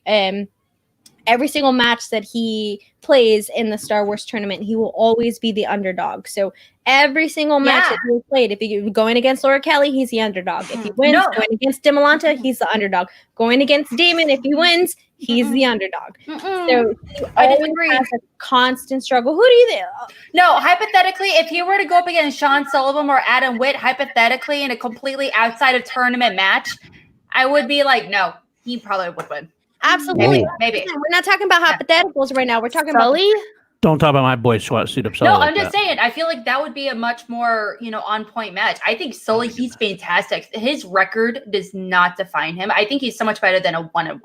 He's fantastic. That match where his first run match was fantastic. I've got to say. However, Laura's going to take him. I love Ace, but he just it doesn't compare. It really doesn't. That's exactly what I was laughing at right now. Ace is also a very new competitor to Schmoedown. He is not as strategic. He's not as true. He's a very new competitor to the Star Wars tournament in particular. But also he's a lot more hesitant as a Star Wars competitor as well. Has he got a perfect first round so far? Has he improved? Yes. Has he got a perfect first round? No. Has he used challenges efficiently? No, he's too nice to use challenges. Actually, I kind of feel that way. Yeah, it's just he's too nice to use the challenges. So exactly. But at the end of the day, he's very hesitant as not a Schmoedown competitor, but as a Star Wars competitor, it's specifically. Whereas Laura Kelly, she has none of that hesitation going into it, and she will F you up. Oh, did he? I can't remember. I couldn't remember if he did or not. I thought he might have, but I wasn't sure. Oh, nice. Yeah. But no, he's good. He's good, but Laura's still better. I stand corrected. Thank you for bringing that. I do think Laura has the advantage going into this match. Y'all know me. I can't root against Swag, specifically. But if you had to put money on it, if I were to put money on it, my money would go to Laura. Okay, 100%. There you go. I honestly 100% would love to see the upset for Swag to take this, because I think Ace has been doing a very good job. I always root for the underdog, all of that. But I think Laura Kelly should go as far as she can go. Cool. I want to see Laura take this all the way. I want to see Laura take that belt away from Alex Damon. Oh my gosh, I would love that. Me too. All right, Yes. back to our match. Back to the match. We did that big absolute. That's what I was gonna say. The first question was already been kind of brought up on the Facebook groups, things like that, where Andrew put absolute and not absolutes, and Molly did put absolutes, and whether that it should have been challenged or what should have been done with that. It is a different word, but then again, so is little and little. So I guess that doesn't matter anymore. So I feel like this in particular, Star Wars is a whole other ball game. They're issuing challenges left and right. And competitors are facing the question. They're not facing their knowledge, except Ace. Ace is facing his knowledge. But going into this, yes. Now, this is 100% challengeable. Thing is, what I was a little surprised is that Molly didn't recognize it. I don't think she's a very confident competitor yet. And that was reflected in this moment, because you saw the hesitation there. She was like for a split second, she could have, but she decided against it, and that's totally fine. But also, her manager probably didn't know, and she needs her manager as well to be able to issue that effectively. I think it also has to do with... I think it's unfair to call Molly Damon, and you said it earlier for another competitor. I think it's unfair to call them unconfident, to say that they aren't confident. It's not so much. I think they aren't strategic, because that's where all of that stuff comes in. To me, that's the same thing. I don't necessarily think so, because I think Chance is confident, but he's not going to strategize in the way that you're saying that these competitors should have strategized. But we can't say that Chance doesn't have a lack of confidence. I think it's a different type of confidence from the level of player that's in there. That, yes, I absolutely do agree with you on that. Mm-hmm. I think it's unfair to say that these players are not confident in themselves. I think Molly Damon's nothing but confident in herself. I don't think she's as a strategic of a player as Andrew DiMolanta is. Andrew DiMolanta knows how to play the game. She's very hesitant as a competitor. She's knowledgeable, clearly. She is. I think the thing is, this is her second match in total, and she went up against someone who everyone is talking about, someone who just had arguably one of the best matches we've seen all season. And so it wouldn't be surprising. I know anyone would be scared to go up against Alex DiMolanta. That's nothing wrong against her. It's just more like how going into this, even when in her first round, it's just like she's not super. Maybe it's just her body language. Maybe it's just I can tell she has all that knowledge there. It's just being able to fine tune it and being able to call other people out as effectively. How confident are you as a strategic player in your abilities as a strategic competitor to do it? That is, but you have to be those have to overlap.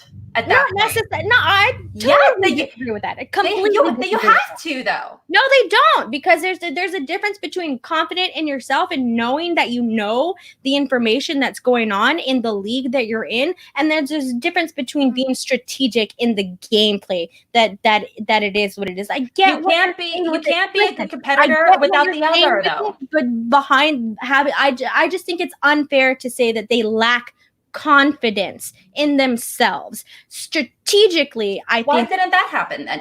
If that's true, I didn't even read the comment. I'm sorry, I was talking, so whatever it was, I didn't even read it. Molly said on backstage that she didn't want Sam jumping in challenging questions after the whip match. Sam could have caught it, but waited for Molly to challenge herself. And I think that shows that Sam shows that he knows that he's confident in Molly's confidence in herself. Can I also just throw in there, there's a wrinkle. Sorry, my voice getting so high. It was the first question. It was the first question too. Sometimes that's a kind of thing that can throw you for a loop. It's like the first question, it was off by letter. Like, God, am I going to throw a challenge in the very first question? And that's the kind of thing you have to think through. Absolute versus absolute. It's one of those things. It could have, again, just like the other previous one, it could have gone either way. They could have challenged and she could have gotten it. But at the same time, it's like, am I going to waste a challenge on the very first fucking question at this point? I also do want to clarify, she is a very new competitor to Schmoedown. And so I know she's incredibly, she is incredibly knowledgeable and everything. It's just, this is all very new world to her, and the idea of being issuing challenges and strategy is a very new thing for her. Don't get me wrong, her husband is the champion. Obviously, she trains with him, she works with him, but that's a very different conversation when she's not training with them, but she's actually the one being trained herself. And so, and that's reflected in her performance.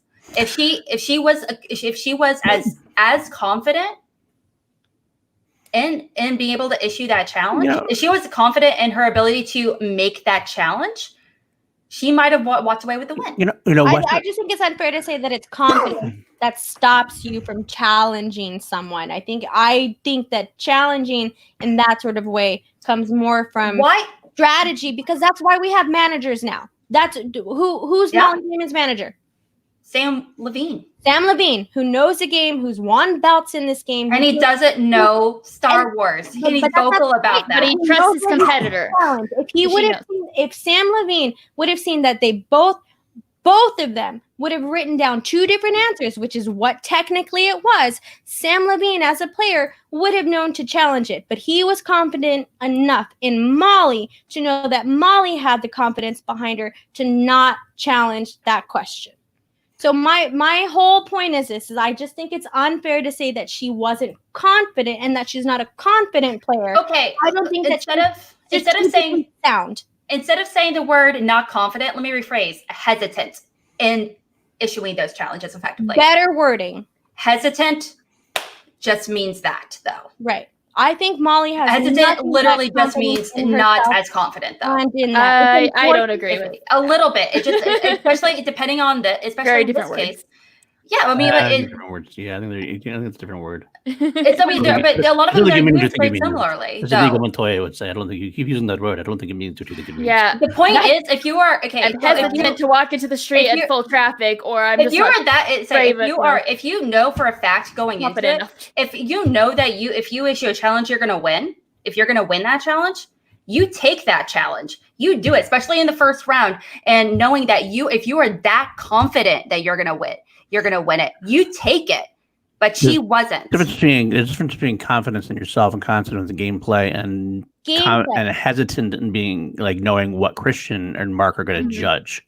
Yep. There's a difference between that. Yeah, that's not a confidence thing. That's a I don't know what they're going to do. Strategy. I'm confident. I don't know what strategy is. I'm not sure how they're going to handle it. It's one letter. It just means basically the same thing. And you have to do this in 30 seconds. That's fair. Less than 30 seconds. It's very difficult. It's probably it's incredibly strategic. Yeah. You have to. Yeah. So I don't know. I think it's just hesitant. I get what you're both saying. I do think hesitancy is definitely a better word than confident. I think confident just sounds wrong overall. I think it denigrates what you're trying to say, I think. Yeah, I just think lack of confidence is the wrong wording for it. I do agree because in a certain way, because I do believe that comes back to strategy, and I'm just going around in circles. I know it, but that's I just feel like lack of confidence is the wrong wording for it, because I think Molly is nothing but confident in herself. And I think that her manager is confident in her as well.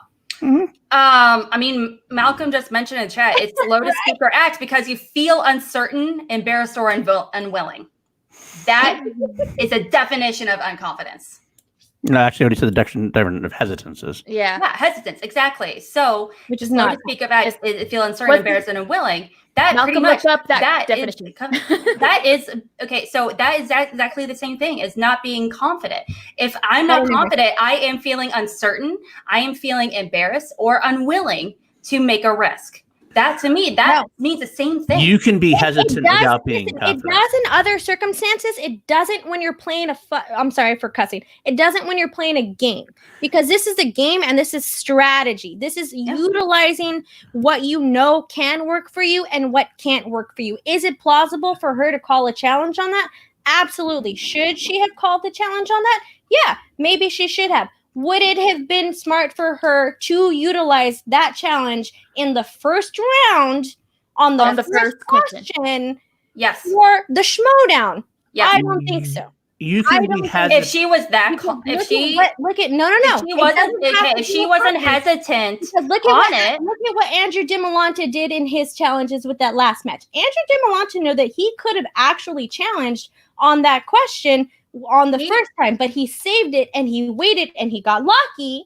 Mm-hmm. He got lucky that he was able to challenge something and win that challenge later on in the round. So, but we're going in circles. I'm sorry. It doesn't matter because the match is what it is. Last thing I'll say, it's just a difference between opinion. I just think saying lack of confidence is not the right way to go about it. Just want to say you can be hesitant for being not confident, but you can be hesitant and confident at the same time. Hesitant is a different thing than confidence. You can be hesitant because you're not being confident, but I don't think she was hesitant because of confidence. She was hesitant for different reasons.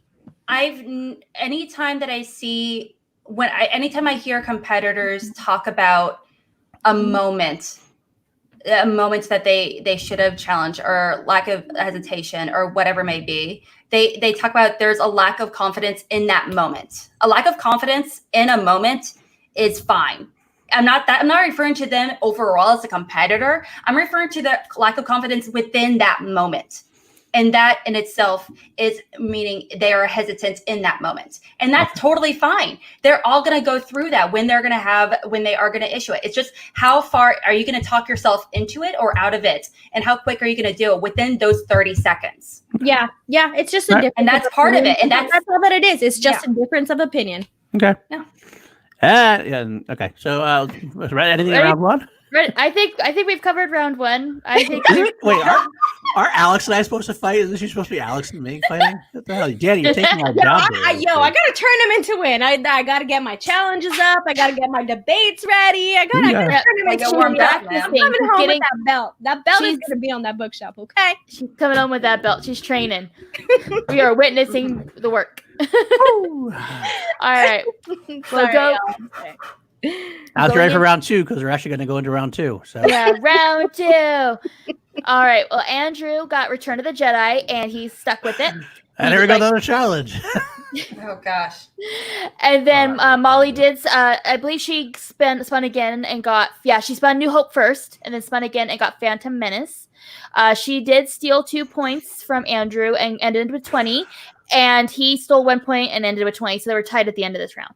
I have it on my notes that Andrew went first. Andrew did go first, yeah. Yeah, he did go first. Okay. And this is the other big debacle that happened in this match. Tiberium. The debacle. Tiberium. Debacle. Tiberium. Fiasco. Tiberium versus Tiderian. Yep. Okay, so the question was the shuttle, Return of the Jedi, but the shuttle that brings them to the Forest Moon of Endor. Now here's how it went down. This is how I took it. As I was watching this, the whole thing, I was very strong on it. I've watched that part 3 times, so I have opinions too. I will say, it sounded to me like he did say Tiderium correctly. It did me as well. Include I think their difference. Yeah. Mark Ellis even also heard it that way because he was like, correct. Christian did not hear it right. Yeah. So Christian was well within his rights to ask for clarification. Now the question is, it becomes a spelling contest now because he has to spell it, and there's always the issues with spelling. And that the problem, but again, in that kind of thing, in that kind of situation where it is, it almost probably would have been better if he went, did you say Tiderium or Tiderian? Because that's basically what he was looking for. Yes. But he asked him to spell it. When he spelled it, for whatever reason, Andrew Timalana changed from Tiderium to Tiderian in the spelling, and that sunk him. Mm-hmm. Now, we'll go into that. The second part of the issue with the whole thing we'd have to talk about is the fact that now Molly gets the 2-point steal, and it was basically very easy for her to get the 2-point steal at that point. And now I'm not saying that Molly didn't know it already, because it's quite possible and quite probable that she did know the name anyway. But she has to spell it before she answered. But if she didn't know it, then she knew it after. Yeah. After Christian, that's the whole thing. Because that's it. Obviously, it was either Tiderium or Tiderian at that point. That's how I feel about it as well. I did hear M the first time. I went, okay, so to prep for the show, I go back and watch the match again. And because Twitch is kind of hard to be able to like get the numbers and things for, I have to watch it all the way through it like twice. So I've seen the match like 3 times. Each time I did hear the M sound. I totally understand maybe Christian didn't. He could have heard the N. And it was well in his right to ask for clarification. But I do agree that I think it kind of could have led Molly to knowing the answer. I think she did probably know the answer, but just because of technical, I think they should have thrown out the question and given her a fresh question, or given, you know what I mean? Like not, because I did, like, even though I'm sure she knew it already, so like that, it just, if she didn't, it was kind of, I felt like handed to her a bit. That's happened before in previous matches, though. Nope. It didn't, right? No, that's where I feel like. Actually, it did get challenged that whether Andrew got it right or wrong, but not whether Molly should get the point or not. Yeah, Dagdino made a mistake of sorts of not challenging that part of it, challenging Molly getting the easy answer, so to speak. Now, the issue I have, but we should go back first to the part about Andrew himself, and Sam actually says it quite correctly. Yes, this is probably what should have happened. Christian should have just asked him to repeat it and say, just enunciate clearly exactly what you're saying, because I'm hearing something. I want to make sure I'm hearing you correctly without having to lead it on any further. However, I will also give Christian cut some slack on that when you're in a live match, and he just was like, I heard Tiderium, and he didn't know what to do at that point. So he kind of just, I think he quickly came up with the spelling thing as a way to say, because in his head he's like, I need to know whether it was M or N. I don't want to say, was it M or N at the end? Because that makes it even more obvious. So I think his own instinctual thing was, just spell it for me, then I'll know whether you said M or N. Now, at the end of the day, It wasn't exactly the best way to go about it, but it wasn't the worst way either. I didn't think. Same. That's how I felt. So it happened. It was one of those things. But whether or not Molly got an easy answer, that's debatable. Good, right. Danny, go ahead. Go ahead. To challenge exactly what you're saying, Paul, and to kind of bring it back to what Alex and I were talking about, that goes back to confidence. If Alex Damon was confident that the N answer was his answer, that's what he spelled. That's where that confidence should have come in. Demalanta. Yeah, because you shouldn't question yourself at that certain point, because this is Star Wars. We all know every single question matters. So if he knew that the N answer was the answer, I heard N. I watched the match twice. I heard N the entire time. Really? But I did. That's exactly what I heard. I heard N. And when he spelled it, I was like, that's exactly what he said. And I think if that's also, again, where that confidence factor kind of comes back into it, to where if Andrew DiMolanta, he wouldn't have changed. I don't believe that Andrew DiMolanta would have changed his answer if Christian would have questioned him. I think that Andrew DiMolanta is confident enough in himself to know that he knows these correct answers, and that just so happened to be the wrong answer. I think when he got asked to spell it, it did throw him off. The look on his face, he's like, what do you mean? Because he's not a good speller. You want me to write it? That's never. No one does that in the Schmo. We don't do that in the Schmoedown. Well, thing is, it has happened in a handful of times in other leagues, not in Star Wars, because Star Wars, trying to spell Star Wars shit is so weird. No, it's so funky. It's like trying to, it's bonkers. Well, actually, I can do it. But actually, okay. But okay, so for this in particular, though, to me, this sounded the exact same. But I mean, it's neither here or there. Thing is, if you are gonna write it down, I wouldn't have been trying to spell it out like he did. I would be like, I'm going to write this shit down and be like, okay, and do that. And I do know his manager argued that should have been the case. And again, yo, Gucci, great job. Yes, because that's the argument that should have been made for it. You should have let him write it down on the whiteboard. But at the same time, it's a live match. These are these Twitch live matches that we never really had to kind of deal with before, which in production, maybe this actually has happened before, and they completely threw out that question and then started that specific section of the round all over again, like asking a totally different question. And we never get to see it because of production, but we had to see this and we had to go through with it because it was live. It was on Twitch, yeah. Yes. I will also say it is easier for us to judge this whole thing now. True. Yep. Than in the heat of the moment and in 2 minutes when you have to try to live thing going on. You have to figure out what you're doing on everybody's part, on Christian's, Andrew's, and everybody else's. Yeah. It's really to go, oh, okay. Now, also, just another thing I want to point out, and if you believe Andrew, and I have no reason to believe he's lying for any reason, he seems to be a very straightforward, truthful person. Of course. He did say that he said to Dirium, that's what he says, and that he did get thrown when asked to spell, and he questioned himself because he's not a very good speller, and then that's when he just did it wrong. But okay, so if that's the case, then yeah, you're right. He did. He got it. If that's the case, he got it phonetically correct initially. He did not get it down phonetically correct or written on paper. Right. He didn't need to spell it perfect. I get it. But there's certain letters that need to be there. I agree. Alba versus Alba. If you're saying Alba, that's a very different word. I'm wondering though. Also, the fact is, what do I say? Is that if Christian's asked, I think Christian. I love that when you agree, Danny. Christian asking him to spell I usually agree with that. I know, that's true. We usually do. That's why whenever we disagree, it turns into a heated argument because, like, no, hold on, I know you know. And also, like, Danny and I, we love each other. There's no beef or anything. No, we'll yell at unless we're talking about like, you know, the superior White Claw flavors or something. Yeah, that's when it gets heated. Intense. Whiskey. Woo! Whiskey. Team grapefruit. I do know Brandon Buckingham, he mentioned the super chat. I'm sorry, did we miss you earlier? I apologize. Yeah, I meant to bring it up. It was kind of a Star Wars thing. I'll read it though. Yeah, I got it.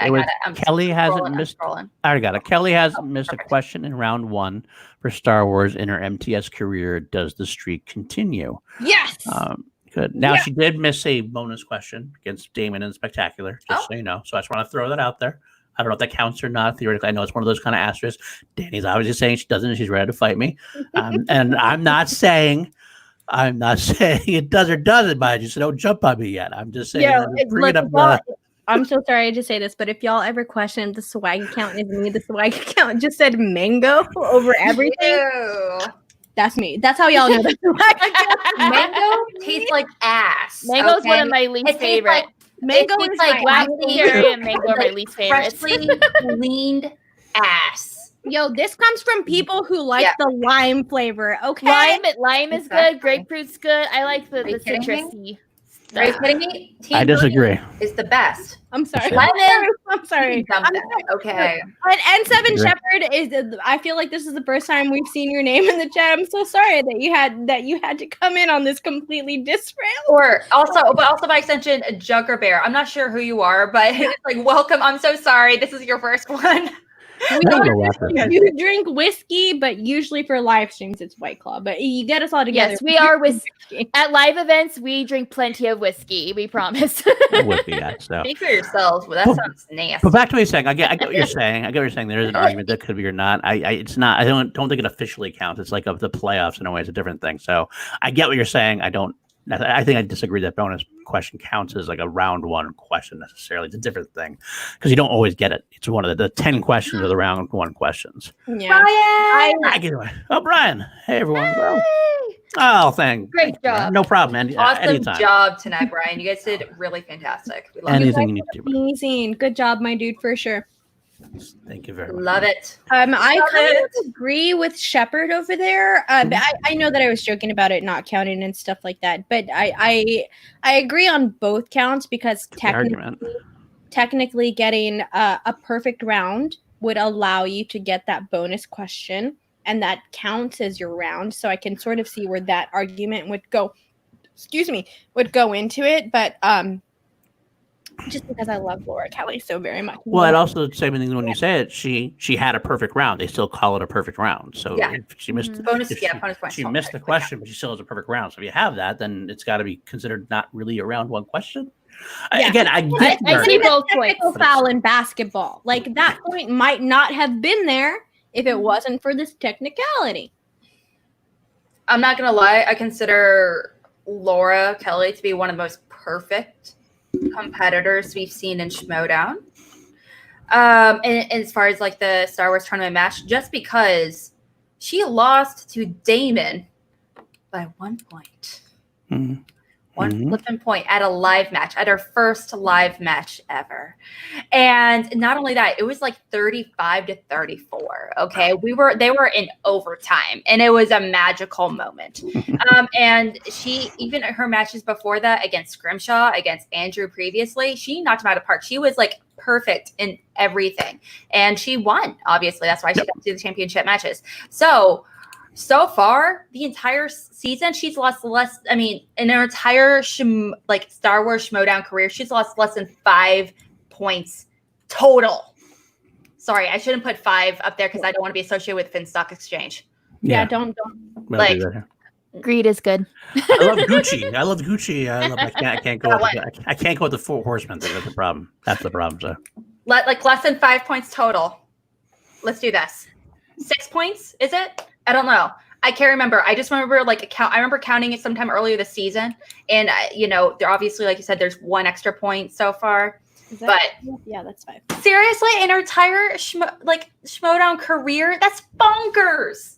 Yeah, she technically has a better record than maybe not technically better than Damon statistically. Damon's only lost to the 1 5-way. Lost to I don't know. Whitwer in the 5-way matches though.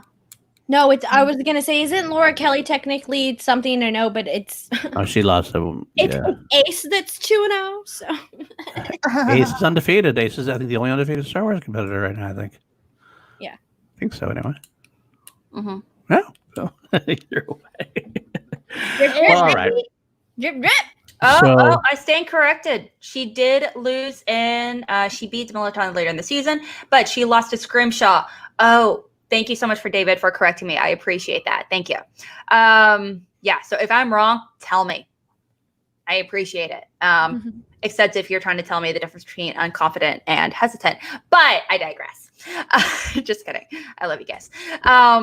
But yeah, so she has like a pretty darn phenomenal record overall. That's, I mean, there's a reason why she was like, everyone was talking about her already being like at the finals, you know, when we started this Schmoedown like tournament in particular. Absolutely. All right. Anything on round 2? Anything else on round 2? I have no more thoughts. If you're ready to move to round 3, how we had it is Molly got her 2-point correct, but did miss her 3 and 5, and Andrew did get his 2 and 3 correct, leaving the score at 25-22 in favor of Demolanta. So it was a close match. It was definitely, like I said, end of round 2, they were tied up. So really, this is one of the examples, though, when the wheel didn't affect how the game was going to end because they were tied up at that point. Yeah. So round 3 is really where it landed, and it just kind of depends on what numbers you pick. Ooh, stat. I didn't check stat, by the way. Oh, so that's true. I don't know. That's awesome. That's close. See? That is crazy. That is nuts. And also, Damon, he's played a ton more matches. So I think that's like, as a result. But damn. Okay. And also thank you, Ryan, for bringing this to my attention. 5 questions become missing 1 5-pointer is worth 5 points. They went into overtime, I believe, at the spectacular, like I mentioned. I don't think they did. Maybe I'm mixing it up. I could have sworn it was that spectacular. She or maybe she lost by 1 question. Maybe it was the 5-pointer question. Actually, Shepard says that they're not. He only had to answer his 2. Actually, he only had to answer his 2. She got to the 1 point down by answering her questions, but it wasn't able for. Go back and rewatch it. It's been a while. We were distracted. I mean, that's also the difference between championship matches and regular matches. You got a 5-round match versus a 3-round match. Yep. That's true. Absolutely. And that was Laura Kelly's first time going in a 5-round match. So I think that's kind of the telltale sign within that. And also a live match as well. Yeah. Can't discount that. Damon? I was going to say, that's why we probably don't remember it very well, because we were there and we were probably drinking. So. I'm feeling attacked right now. We had just like a couple of slices of pizza. I think overall for the whole thing, there was maybe like oh my gosh, we were no so food, hungry. Lots of drinking, and here we are. Hungry. That's impressive too, though. Andrew Dumont is a fucking beast, y'all. Like, I think he's gonna do very well in this tournament and in the league in general. Even if for whatever reason he loses to Damon, he's still going to be a dominant player inside of the league, always and forever. Andrew Demolanta is never, ever, ever, ever going to be questioned about his Star Wars knowledge and how well he can do in the Star Wars League. That's never going to absolutely. He has done phenomenally. I'm so excited for him going into and he's going to have so much more time to prepare, even more so, because obviously when he started this season, I don't know if he knew he was going to be considered for Star Wars. Maybe he thought he was going to be more in teams and IG or whatever it might be, but Star Wars, whew. So that's a whole other conversation. And so, yeah. Yeah, I think Shepard's putting in some good points into the chat. He says he's a beast, but I have Kelly, or they say he's a beast, but I have Kelly winning just because of an error that has nothing to do with knowledge. And I've been saying that since day 1 in the Star Wars tournament. It's going to come down to technicalities 100%. because I think every single one of these players has the knowledge in there. They all know what they're doing, but it's going to come down to those random weird technicalities. And what's really funny is that Andrew Demolanta has been the only player who has had to deal with technicalities and winning in that. Every other match they've won by winning, and the matches go the way that they go. Andrew Demolanta has been the only one who has had to deal with the types of challenges that he's had to deal with, and has had to deal with the type of strategy that he's playing. It's bro. Yeah. I will say also it'd be interesting to have Demolana versus Kelly if that happens. I know I gotta say if because you never know, but probably is. Kelly's kind of in his head a little bit, maybe. I mean, she beat him already, and he was freaked out about it, and he got upset about it, and now he's saying, "I want Damon, I want Alex Damon, but now he's gonna face Lord, who beat him before, and he wants it, and he's so hungry." that could trip him up. And she has this new fire behind her. Like she beat him, which she was not super confident in herself, but now she's just on fire. So it's a whole. Go watch Laura on Chill. Go watch her on Chill. Chill. Oh my God. Chilled Action a little bit ago, and she was spitting fire about what she wants to do to Demolon. I think it's I also think I think challenges are going to be huge going into this one. Like I said, it's coming down to technicalities, and that means challenges. They're not going to be there. Some of those, their knowledge for this topic is like bonkers. The thing is, I do think that Demolanta has a slight advantage over Laura Kelly in terms of challenges, because I've seen Gucci in Star Wars matches in particular be comfortable issuing and winning challenges. I've seen him being efficient about the challenge process. Versus Shannon, I haven't seen her issue. I know she has an awesome, amazing relationship with her, but I haven't really seen Shannon in particular issuing challenges all that much and be able to win challenges as effectively as Gucci. So that's like the one slight upper that I would have to say compared. I completely agree with you on that. I think the difference between what's on Andrew's back versus what's on Kelly's back. Andrew's definitely in it for a personal goal because he wants to win the Star Wars tournament. Laura Kelly's doing this for her faction. Yeah, she's very vocal about that. Aggressively so. Love that. I feel like Laura Kelly absolutely definitely knows that she's got a lot of faction points weighing on her shoulders, and she's taking that in there. I don't think that's going to disrupt her confidence or her knowledge or her gameplay at all in the Star Wars tournament. I just think that she has a little bit more to fight for than what Andrew does. Not only on that whole beat, but just being a female Star Wars fan. Like, that's a big thing in its own. The Certain Point of View just had a whole fucking show about the different, about every shit that females have to go through inside of everything that we all have to go through. So I think Laura Kelly also kind of has that on her back, but I don't think that she's using that as an actual chip on her shoulder. You know what I mean? Like, I'm a girl, I'm gonna do this. I don't think that she's going in there in that sort of way, but I do think that she knows and understands that a lot of her faction points are riding on her back. That's true. If Demolanta loses, that's not going to hurt Finstock anything. So, right. Yeah. All right. Any final thoughts on this match before we move on to speculations for next week? Nope. Mm-hmm. All right. Can I say one thing, though, real quick? I'm going to ask you something. I could actually ask the private chat, but I will do it.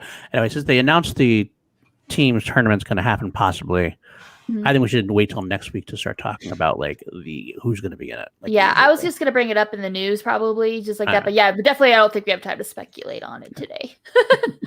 we had a lot of thoughts. We will.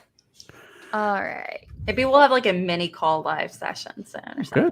Good. Session. Good. All right. So this we have the time. schedule. Let's see what we have. Okay, so next week looks like we have Mike Kalinowski versus Greg Alba. Monday for $10 and up patrons. Yep. Thursday for everyone else. And then Laura Kelly versus Ace Cabrera on Wednesday. And then Robert Parker versus Ben Goddard on Friday. That's a good week. So this could be a good week. We're gonna have another 5-hour episode next week because we're on this is also basically the end of the Star Wars tournament. After the Kelly Cabrera match, then we'll know who's in the finals, and then with this week it also concludes the first round of the Inner Geekdom match. So then we get to see the second round kind of come in after this week, which is a lot of fun and really exciting because I don't think many people expected the StreamYard / online matches to go as well as they have been. I know for myself, I was kind of, it's probably not going to be as fun. I don't know how it's going to go. We'll see what it does. Yada, yada, yada, blah, blah, blahs. And this has been such an interesting season and entertaining. There's no loss of entertainment value with what's going on in the world right now. And I think that shows a lot for the Schmoedown just in general, and how much we should all appreciate this content that we still get during this time, and how much work that the crew has put in behind it. We all know that it's a lot. I think any hardcore fans know and understand and appreciate the work that they're doing for us, for our entertainment. And they don't need to. And they don't need to. They don't need to. I mean, look at what SEN has been doing. They haven't had personalities on there for a while, and now they're bringing other people back to bring that sort of a normality to it. And we never lost that in the Schmoedown, and I'm very grateful to that. And I also forgot my point. I think it's just thank you, Schmoedown. Thank you, Schmoedown. Thank you, Schmoedown. Okay, Schmoedown. All right, so let's just go real quick. Mike versus Alba. Who do you got? I'm gonna go Mike. Mike. Imagine though if Alba wins this, like I would not be upset about that, because I think that would be really cool for Alba to do that. I would love it. I think it would be a lot of fun to watch. But yeah, it's gonna be Mike. Yeah, I like to see Alba do it too. It'd be kind of cool to see, but I think Mike's got this hands down. Now, I think when it comes to talking confidence, I think this is where the conversation can come in, because I don't necessarily think Greg Alba is as confident as he should be going into this match. He's definitely not as confident. I don't think he's ever been confident. He's just because when he's one of those guys who's always been more about like having fun with it than anything else. He's just kind of like, yeah, let's go, let's have a good time, and I'm already good with some of the categories. Why not? Yeah, when he makes a mistake all the time. Although I will say that does help him in the fact that when he makes a mistake, he kind of laughs it off pretty easily. He can move on. That's true. Whereas Mike tends to get in his head. True. Yeah. Very true. But I don't think Mike loses that as well. I also do want to kind of mention there's so much Alba talk. When talking about Greg Alba, it's with an A. I think it is Mike over Alba. I think he's making a joke. I just want to reaffirm. And somebody you bring this up that Mike's in there, and you're right. That's absolutely true. But you know what though? That would be a professional. I know for a fact that Andrew Ghai has lost a match and was all about an action too. We're all about a whole different situation though. So but I'm saying like professional, if they're going to be professional about it, there are professionals who will go out there and they'll be cocky about it. They're going to say they're going to kick their ass and they'll be all in and you'll believe it even if they lost. Now, whether Mike can do that as much, I don't really know, but I know for a fact Andrew and Ben have done that. So it can happen. I feel like way back when, it was Mike playing Ben at some point. They were doing all these Facebook videos against each other, and the match had already been recorded. They already know who won, but they were still talking shit in the group, filming their videos. They recorded them a while ago. Yeah. Mm-hmm. So it's just part of the storyline. It's part of kayfabe. It's part of Schmoedown. So he could have lost and still did that. I truly believe. With that point, Ed Seven, it's not that you don't have a point there though, because some people can't do it as well as others. Some people are just like when they lose, they are just going to stick away from everything because they can't do it as well as others. I just don't think Mike's one of those people. I don't know. I agree. All right, moving on to the Star Wars one. Then we already talked about pretty much Laura versus Ace. Yes, I think we all have Laura except for Danny wants Ace, but knows better in her heart. Drip, drip. That's what Ace is going to do. Drip out of the tournament. Wow. Wow. Get Paul out of here. You're lucky I don't agree with this, but you know what? I'm going to do it for 1 second. Just 1 second, Paul. That's it. That's all. I love Ace, but that's just going to happen. Drip, drip, baby. It'll be the biggest upset of the year. It would be. And I said it before today that we are owed an upset somewhere, but yeah. I have to say though, something that's really fantastic though is that a rookie competitor going into this is Swag's most valued competitor so far this season. Swag has competed in 5 matches total and has won 3 of them. 2 of those wins are because of Ace. So very true. Very true. Swag has played 10 matches total. Oh, sorry, the last 5. Sorry, yeah, last 5. Won 5. Yeah, sorry, the last 5. But and 2 of those matches have been from Ace. Yeah, you're so right. I'm thinking about I'm only looking at, as I said, the last 5. Never. Okay, forget me on saying that. But regardless, he is the real arguably for sure the rock star of swag right now. Absolutely. Yeah, especially because of the Paul loss. I don't think that it would be fair to say that if Paul was winning. Valid point, Danny. I don't think it's. I'm very multi-talented. I can talk and type at the same time. I lost my train of thought because of that. Also, I don't think that it would be bigger than Ghai versus Stan because I don't think it's on that same level where literally everyone was against Andrew Ghai, and even Andrew Ghai didn't think that he was going to win that match. I think there are a few people, and I can't speak for Ace, but like I think that there are, I don't know. I feel like most people would kind of have Laura Kelly going in over Ace, but I still have kind of confidence. So maybe it's not. Sorry, I'm trying to make myself feel better, obviously. Hesitant or incompetent? Tell me.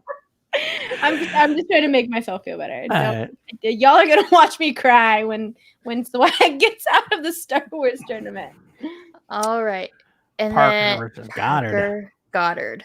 Okay, I'm sorry, Jugger Bear. I saw you in the chat earlier. You said that Goddard's going to win on this 5, I think. Welcome to C2A. No.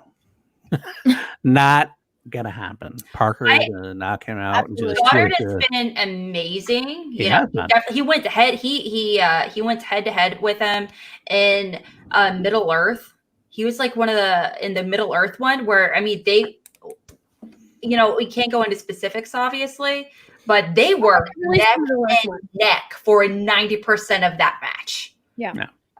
So I don't think it's going to be as much of like a difference in points as some people are thinking. I do think Ben is going to do a really good job. I do think it's going to be a tighter game than many people are anticipating. Yeah. I do still have Parker coming out with the win, but I definitely don't think we should sleep on Goddard, and I think he will do well.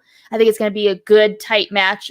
I still think Parker's going to win. He also has nothing to lose, Goddard, going into this. Parker has everything to lose. That's also true. Yep. And Goddard has been very vocal about that specific statement behind it, which I think is important for anyone to kind of go into this, because I think most people have Parker winning this.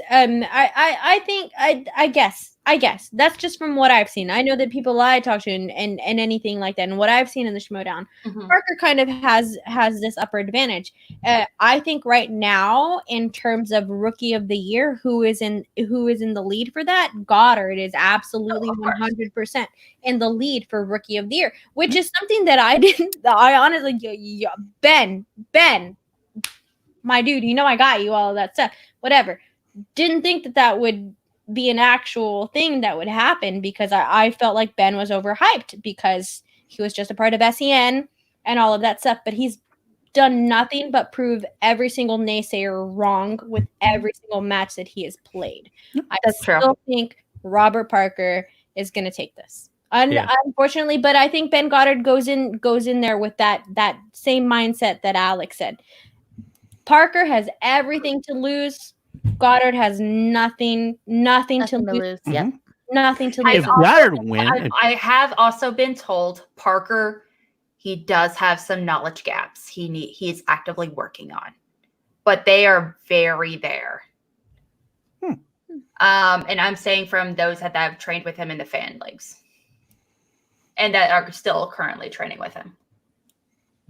Okay, fair enough. I still think I think that if Goddard does manage to win, and I don't think it's going to happen, then he will lock on hard to that Rookie of the Year and probably won't let go. I think if Goddard beats Parker in this, that's a shoe-in for Rookie. It's a shoe-in, yeah. The only one who has a shot would be Barbarian. Yeah, Barbarian. I'm about to say that, yeah. Yes, thank you. Just wait until Barbarian plays in teams, though. Yeah. Then we can have that conversation. Right. I also agree that would help as well. Yeah. I think that's the only advantage that Goddard has over Gainer, is just that he's played in teams also. Yeah. Yeah, he's also he's definitely gonna play in teams. It's a matter of time, though. That's guaranteed. My money's on Sabrina, but I feel like that's going to be a conversation later. I can't. As his partner. Yeah, I think so too. Yeah. No one else really makes that much sense, to be honest with you. Yeah. Wait, for who? Sabrina's partner with who? Barbarian. That's our The tag team partner. That would be. I fully believe that would be a dominating team right there. Mm-hmm. Perfect. So yeah, that's where I am. Parker's gonna win, and it's gonna be. I mean, again, I will say you're right. I don't think it's gonna be a knockout or anything. Because God is too good to get knocked out. I just don't think Parker's gonna miss much, if anything, and God is gonna miss just enough to lose. Yep. So. Okay. Any other final thoughts on the speculating for next week? Or are we good to move on to, I guess, briefly on news and on to Call the Network? We're good. Yeah. Really quite news. The big thing was Christian's tweet saying, "Hey, I think we figured out how we're going to do this teams thing," which was really exciting. And so we will have, looks like, going to have a teams tournament. We'll probably speculate on what we think is going to happen with that next week. But what's your guys' thoughts on that announcement? I'm excited. I'm happy. I love it. I want to see more. I like tournaments. I love tournaments, and I want to see who's the boss do well. I want to see Andrew Ghai teaming up with Ethan Irwin. I'm hoping, and hoping that's going to go far. It should be a lot of fun. It should be good fun. 2 StreamYards. That was my idea. As soon as they were talking about team tournaments, I was like, why don't they just have 2 StreamYards? Like, you can take yourself off of the stream or off of the camera, like that. You can't hear me if I'm talking, but if I'm open, but I know that I can open up another StreamYard and go into a whole nother thing like that and have conversations with people online because I've done it before. The thing is, hypothetically, if you have that ability, you can cheat. But Christian and someone could be in that one as well. So like there's somebody in there monitoring it. Yeah. Like they're not alone in there. Yeah. No, I totally think that it's just there are, even when someone's there are opportunities. I don't think that's going to be an issue, obviously, and I don't think anyone is cheating, and I don't think Christian thinks that or anything along those lines.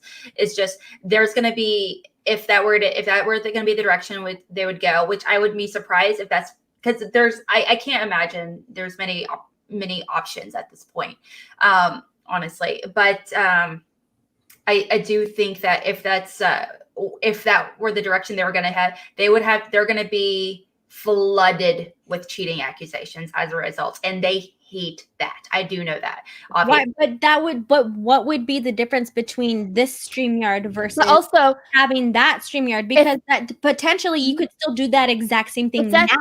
Well, here's the thing though. We don't know it's going to be live. It could be pre-recorded by IG. So we maybe still can see the teams talking. Like it will be put on the screen, but in the match, the other team won't see it, but we will when it's edited together. Yeah, that's also it. Maybe they all came together and it's like, we'll just listen to each other's conferring with each other, and then it'll just get edited out in post.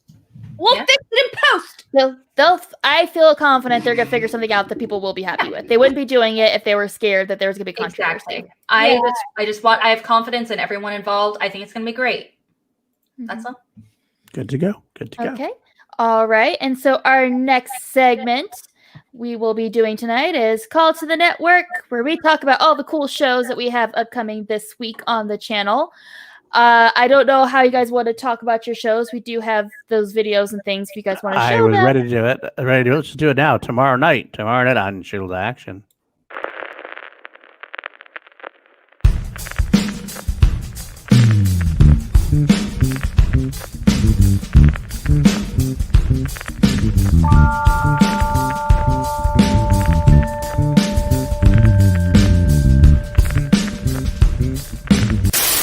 Little baby, don't say a word. Mama's gonna buy you a mockingbird. And if that mockingbird won't sing, Mama's gonna buy you a diamond ring. I love it. Thank you. We have waited. You're welcome. To get Drew Grant video Drew on Chill the Action. It's been a lot of back and forth behind the scenes and stuff. So we're actually very pumped to have Drew on. It's gonna be a good show. She's my birthday buddy, and I may or may not talk about her whole birth chart during this. Do it. She would love it. I would love to watch that. Yeah. Well, I would just end up leaving the stream though if we did that. Maybe. I can jump on. I'll be happily able to take Paul's place and be like, oh. Good question, Zuckerberg. Good question. But also, yeah, it is. It was Kelsey did that actually. Good job to all Kelsey. So that was me. But also, I'll just let you know quick before we go to the rest of them. The next couple of weeks are also booked for chill. We got after that we got Sabrina Ramirez coming, and to make our first announcement, we do have Koi Janju coming 2 weeks after that. So it should be a good couple of weeks for chill. Yeah, but it's always a good couple of weeks for chill. Did you say who was on before that? Or are we not saying who was on before that? Yeah, we did Sabrina Ramirez next week. Okay. I'm sorry, I missed it. Yeah. Sabrina Ramirez next week, and then Koi Janju. So we're good to go. Drew, Sabrina, Koi. Yep. So. All right. Up to you, Alex. Alex, I have the updated video. Do you want me to play it? Cool. Okay. Well, here is first. Koi.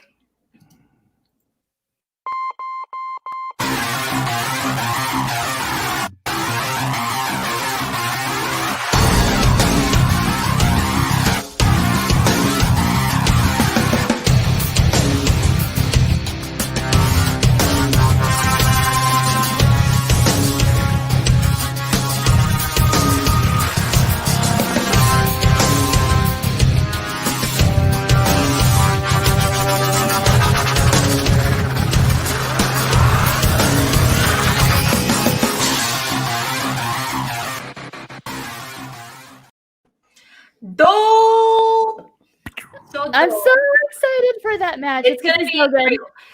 Just gonna let you guys know, if you're not familiar with Schmoebates is, it is my Schmoedown debate show. If you haven't noticed, I like debating. I like arguing, even if I lose. You? Yeah. Even if I lose, it's totally a fun time. Speaking of which, but like Danielle said earlier, she has some arguing to do. She is that competitor that's going to be popping in on Wednesday at 9:30 Central. It's going to be so much fun. She's going to go up against William the Beast Bibiani. But just to put in a little perspective, we are really winding down our tournament of champions. So the winner of this match is going to be playing up against Ben Bateman, a champion of arguing himself and former a whole bunch of different matches. Thing is, both if Danielle were to win this, they would have the same record currently sitting at perfect record at 4-0.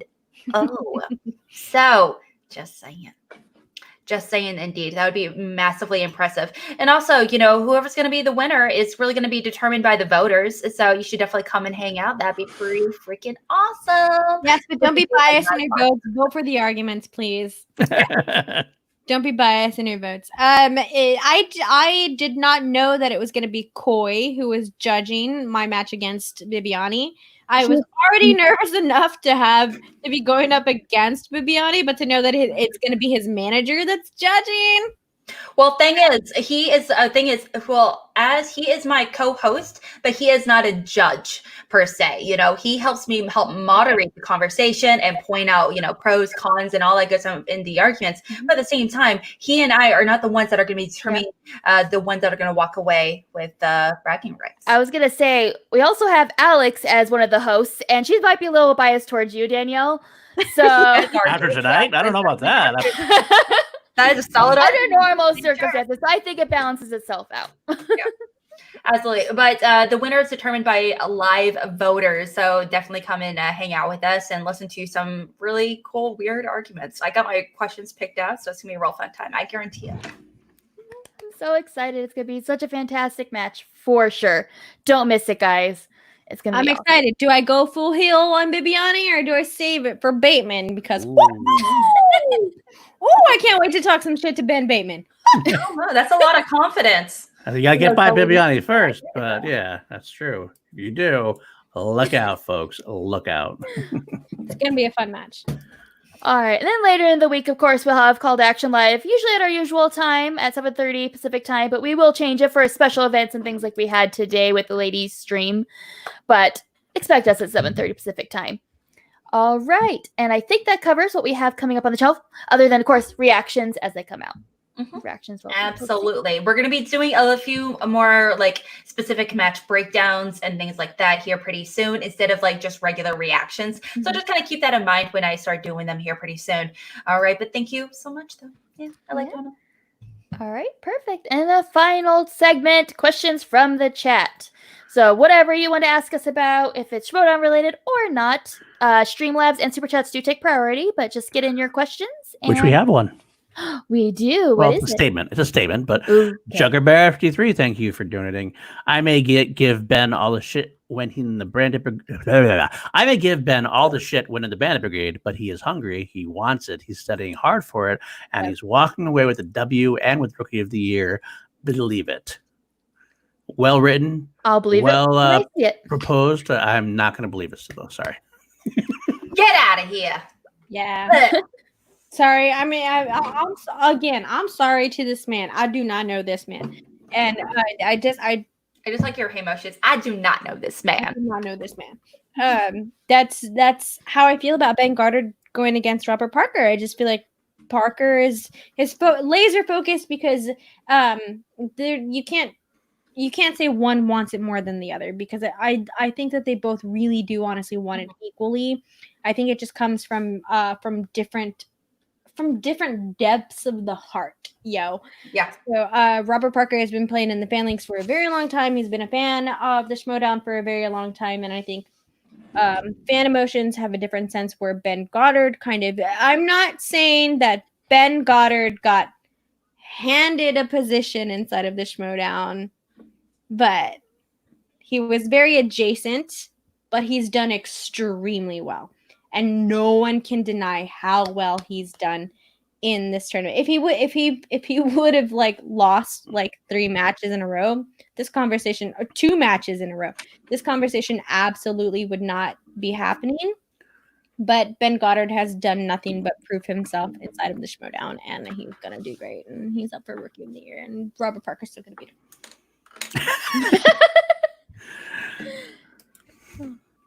I'm honest. That's all I can be, is honest, my friend. Can't wait to get my I'm just dying to get my nails done. That's why I'm still doing my hands. I still have my nails done. I want to get my nails done so bad. I'm not a nail person, but I want to get them bad so I can do this. I know, right? I feel like I didn't left out. That's those are my emotions. Don't make me do this. And if I do this, sorry, you think you're right because you're not. First question from Ryan Kramer. Have you guys ever thought about having the voting on iCard like movie fights used to do? That way, it's only people watching YouTube who even see it. It's actually a process in order to do it. It's actually kind of difficult. With the new updated YouTube system, they changed some of the voting abilities of using it. So, I guess I actually looked into that, but it's very difficult, honestly, and it's subject to change quite a bit. Versus votes, I can get statistics and everything very fast, and I can get all the numbers and votes and everything really fast. I could, if things do change with it, I would love to consider to give it another option though. Fair enough. Mm-hmm. We actually have another Streamlabs from Danny saying, "Who am I?" under her swag account. I'm very confused.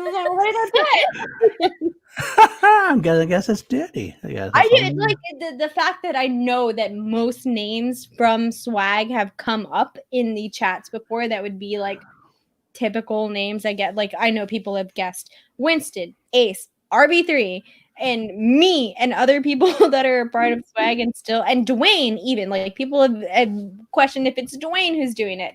My wonder if it's Sarah. Is the swag account? It is me, but we'll find that out one day. So maybe it's Ace. Maybe it is Ace. Who knows? They denied being Ace in the chat, but that's true. Also, they deny whoever they are as well. So never denied being Danny though. Dean Morgan says, "Who do you think could surpass Rachel Cushing as the best female player of all time?" And P.S. What happened to Danny's books? Danny's books are still there. Danny's books are still there. Danny's channel is not.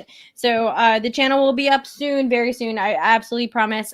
This is actually now definitely hashtag blame PLD. Because bruh, have we not talked about Padawan Chronicles for weeks now? Where's Watch the Book? I was promised 5 months ago. 5 months that ago. Was promised last year, boo boo. Yeah, don't blame PLD for that. That was actually promised like 2-3 years ago. So don't play PLD for that. No. It's always. I do want to touch on that question because I don't think that's a very fair question. I kind of feel that way as well. Yes. So just to clarify, because I don't think you realize why it doesn't sound fair. So who do you think could surpass Rachel Cushy as the best female player of all time? She is arguably the best player of all time. So don't say the word female. It's just like the best player of all time. That is definitely a better argument for sure.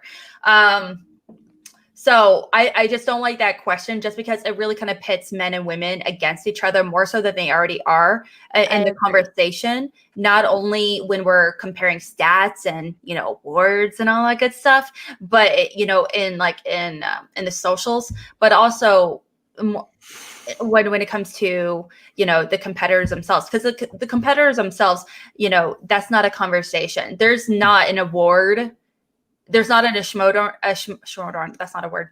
There's not a Schmoedown award for a female competitor of the year, male competitor of the year. That's not a conversation. So I do think that you just need to reevaluate that question. So who do you think your question is, who do you think could surpass Rachel Cushing as the best competitor of all time? That's a whole different question we can kind of dive into though.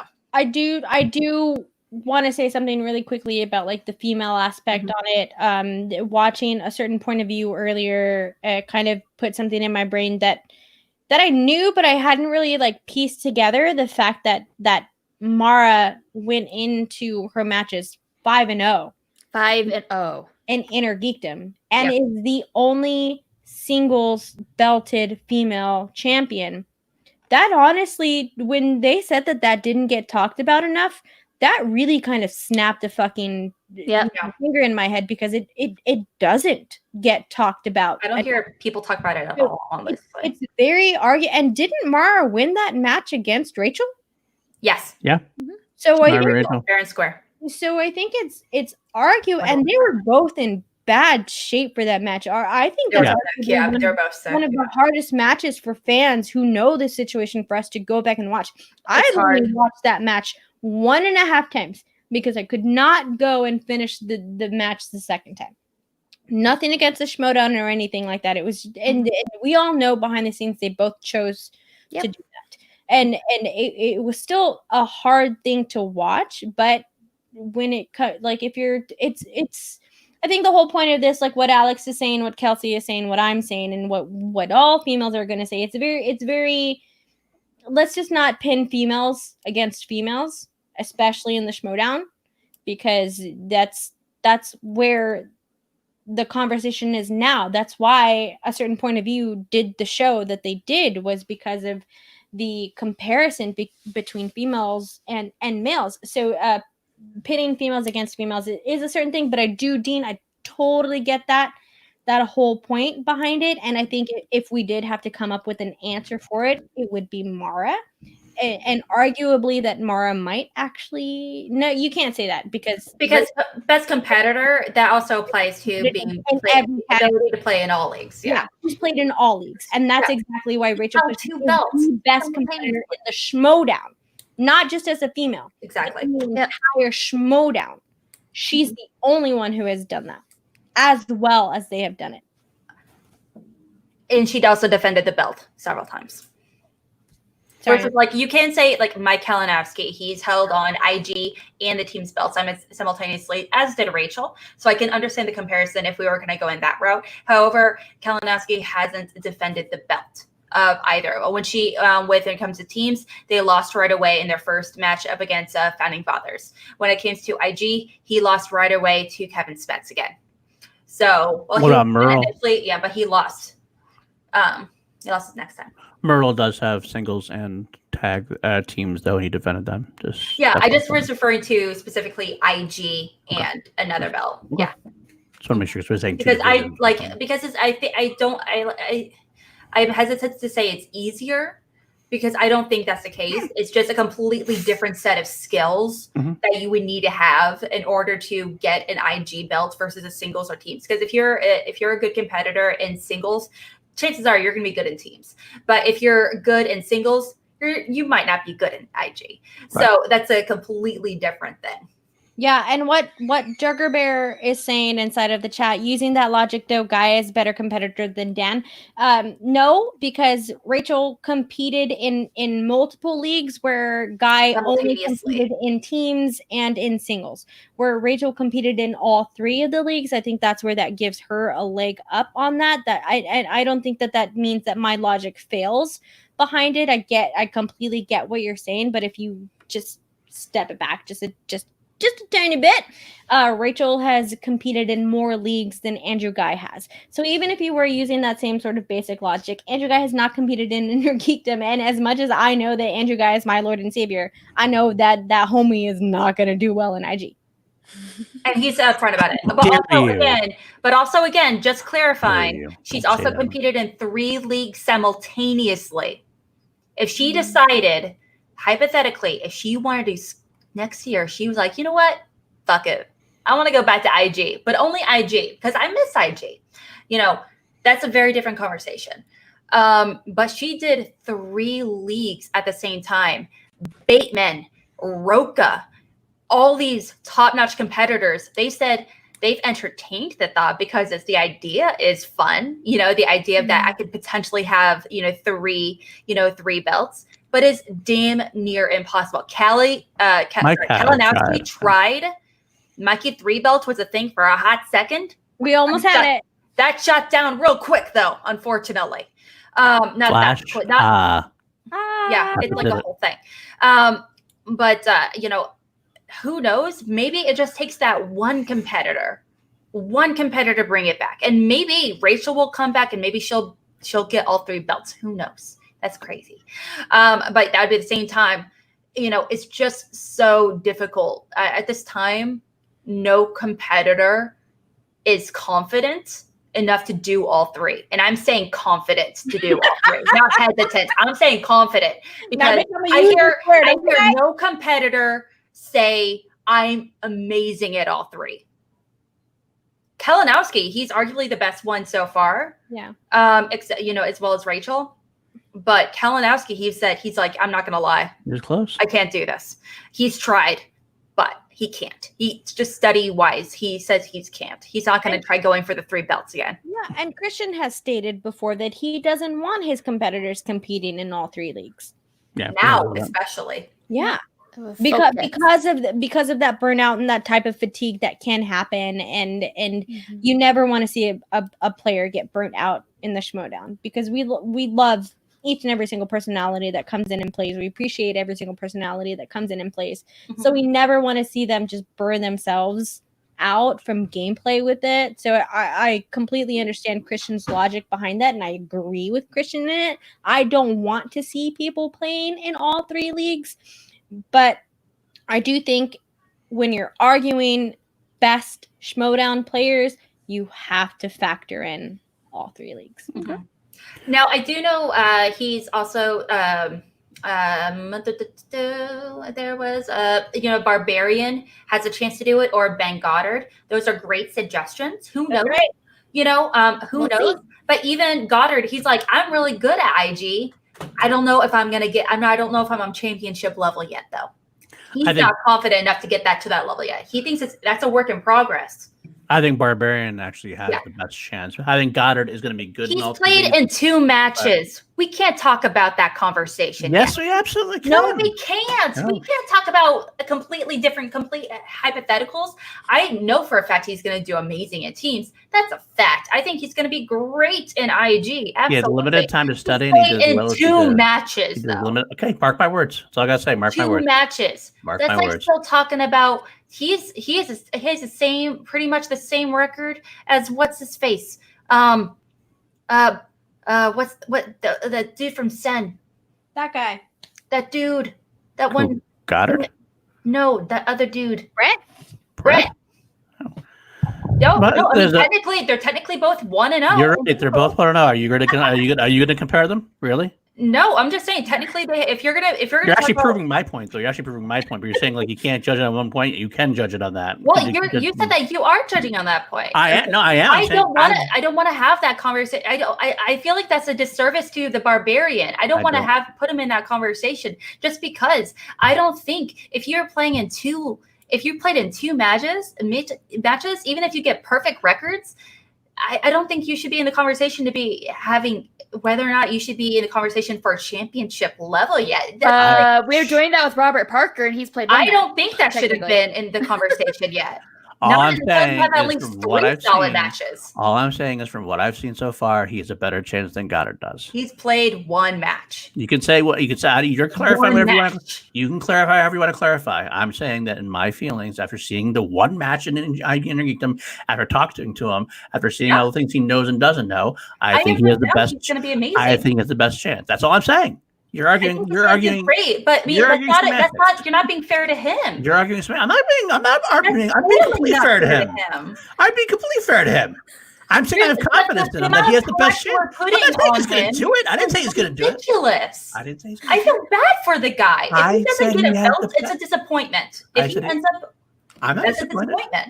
I'm saying he has the best chance. That's all I'm saying. All I'm saying, dude.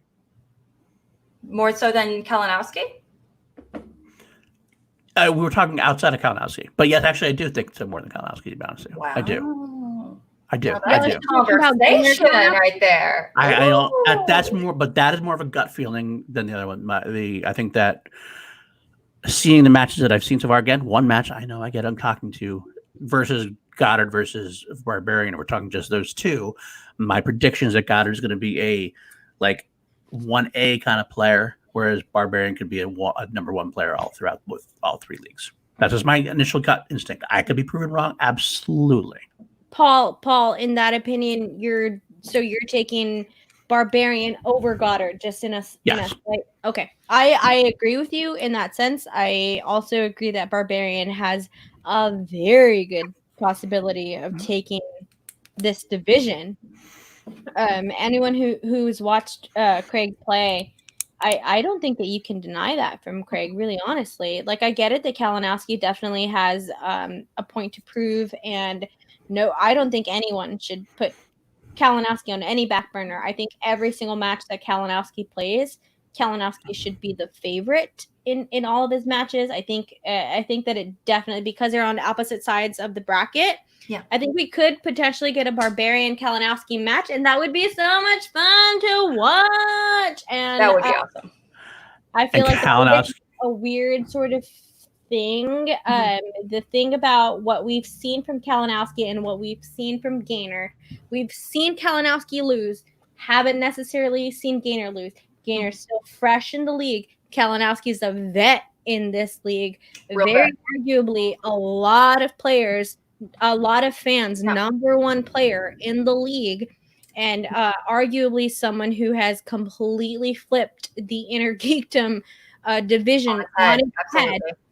So I think I would. Sorry. No, go. I would say that if you put Barbarian against Mike Kalinowski right now, Kalinowski should be the favored or higher ranked opponent. I get that. I still think Barbarian beats him. That's my gut. Barbarian has a very solid chance. I think that would be a beautiful match. Yeah, it'd be a lot of fun. I would love to see it just because I don't know all that much about Kalinowski's knowledge in IG. I know he's good at IG, but I don't know if he's as good in IG as he is in singles or teams. Mm-hmm. I know Barbarian's going to be a fantastic in teams and singles. That is inevitable. That's not the conversation though. We're talking about some belt. Yeah, exactly though. When it comes to IG, but I also apply this logic towards any competitor as well. If you're a rookie and if you've played in one or two matches, I don't care if you have a perfect record and everyone's talking about how you're the best player of all time. Awesome. Cool. Thing is, that is so much pressure to put on a rookie competitor, And I feel like you're setting them up to fail by putting that kind of pressure on them. I just don't see myself putting pressure because Yeah, I'm I not don't saying see he's that going. either. I'm not saying he's going to do it. He's I'm saying just he's saying capable. I'm saying he's capable, and I'm saying Yeah. of the people we're Well, the talking thing- about, we're- he has the best chance to. By saying, yeah, That's sure. not saying he's definitely going to do it. If he doesn't, it's a failure. I'm saying if Well, you're that's telling like- me I've heard you're people asking me the talk about that. question. I've You're asking me heard- the question. You're asking me the question. Who has the best chance? I'm just telling you that's my opinion. He has the best chance. That's not me saying he's definitely going to do it. And I don't think that's pressure at all. Just say that's the answer I have to give because that's what I say. Okay, there's potential there for a belt. Also, okay. I also think Ace Cabrera has, potential to be a Star Wars champion. It's neither here or there. You can say that, and it's not pressure on Ace. That's just a statement. Like I don't see pressure either. The thing is, I think it's a little bit different for Parker because the amount of people that have said that, and the amount of hype he's received from Christian and everyone else involved. That kind of statement is not just a statement anymore. It is so much aggressive hype for him where it becomes pressure. Oh, okay. I thought you were saying it wasn't. I'm saying the Barbarians actually had almost as much hype from Christian and some yeah, sure. Well. Only starting this year because he's a very recent discovery. We knew about Parker last spring. When it comes to the Barbarian, we knew about him starting like late last year. He's still a rookie though. Yeah, he didn't. Yeah, but we knew. But we started hearing hype about Robert Parker last summer in spring. We heard all the whisperings about Barbarian. Yes, he got tons of hype. Absolutely, can't argue that. But we started hearing a lot of hype around him, starting in the winter. I don't think the amount of hype and conversation around him is completely different. I don't think it's as different as you're saying it is. I think it's kind of like half one is the other. It's a little using that word. Keep using that word. Actually, yeah, this is true. Very true. As we do. But I do think. I know what you're saying, Parker. I agree. Parker's definitely got more hype, and Parker was hyped earlier. But I do think Barbarian was hyped up pretty well from Christian as well, pretty soon as well. I also want to mention. I think so far this year, though, just because Barbarian has played in multiple leagues. I do think Barbarian has been getting a lot more hype this year, though, overall. Mm-hmm. And I will also this year alone. I just want to answer that point, attacking the source saying Barbarian has submissions. Yeah, he did.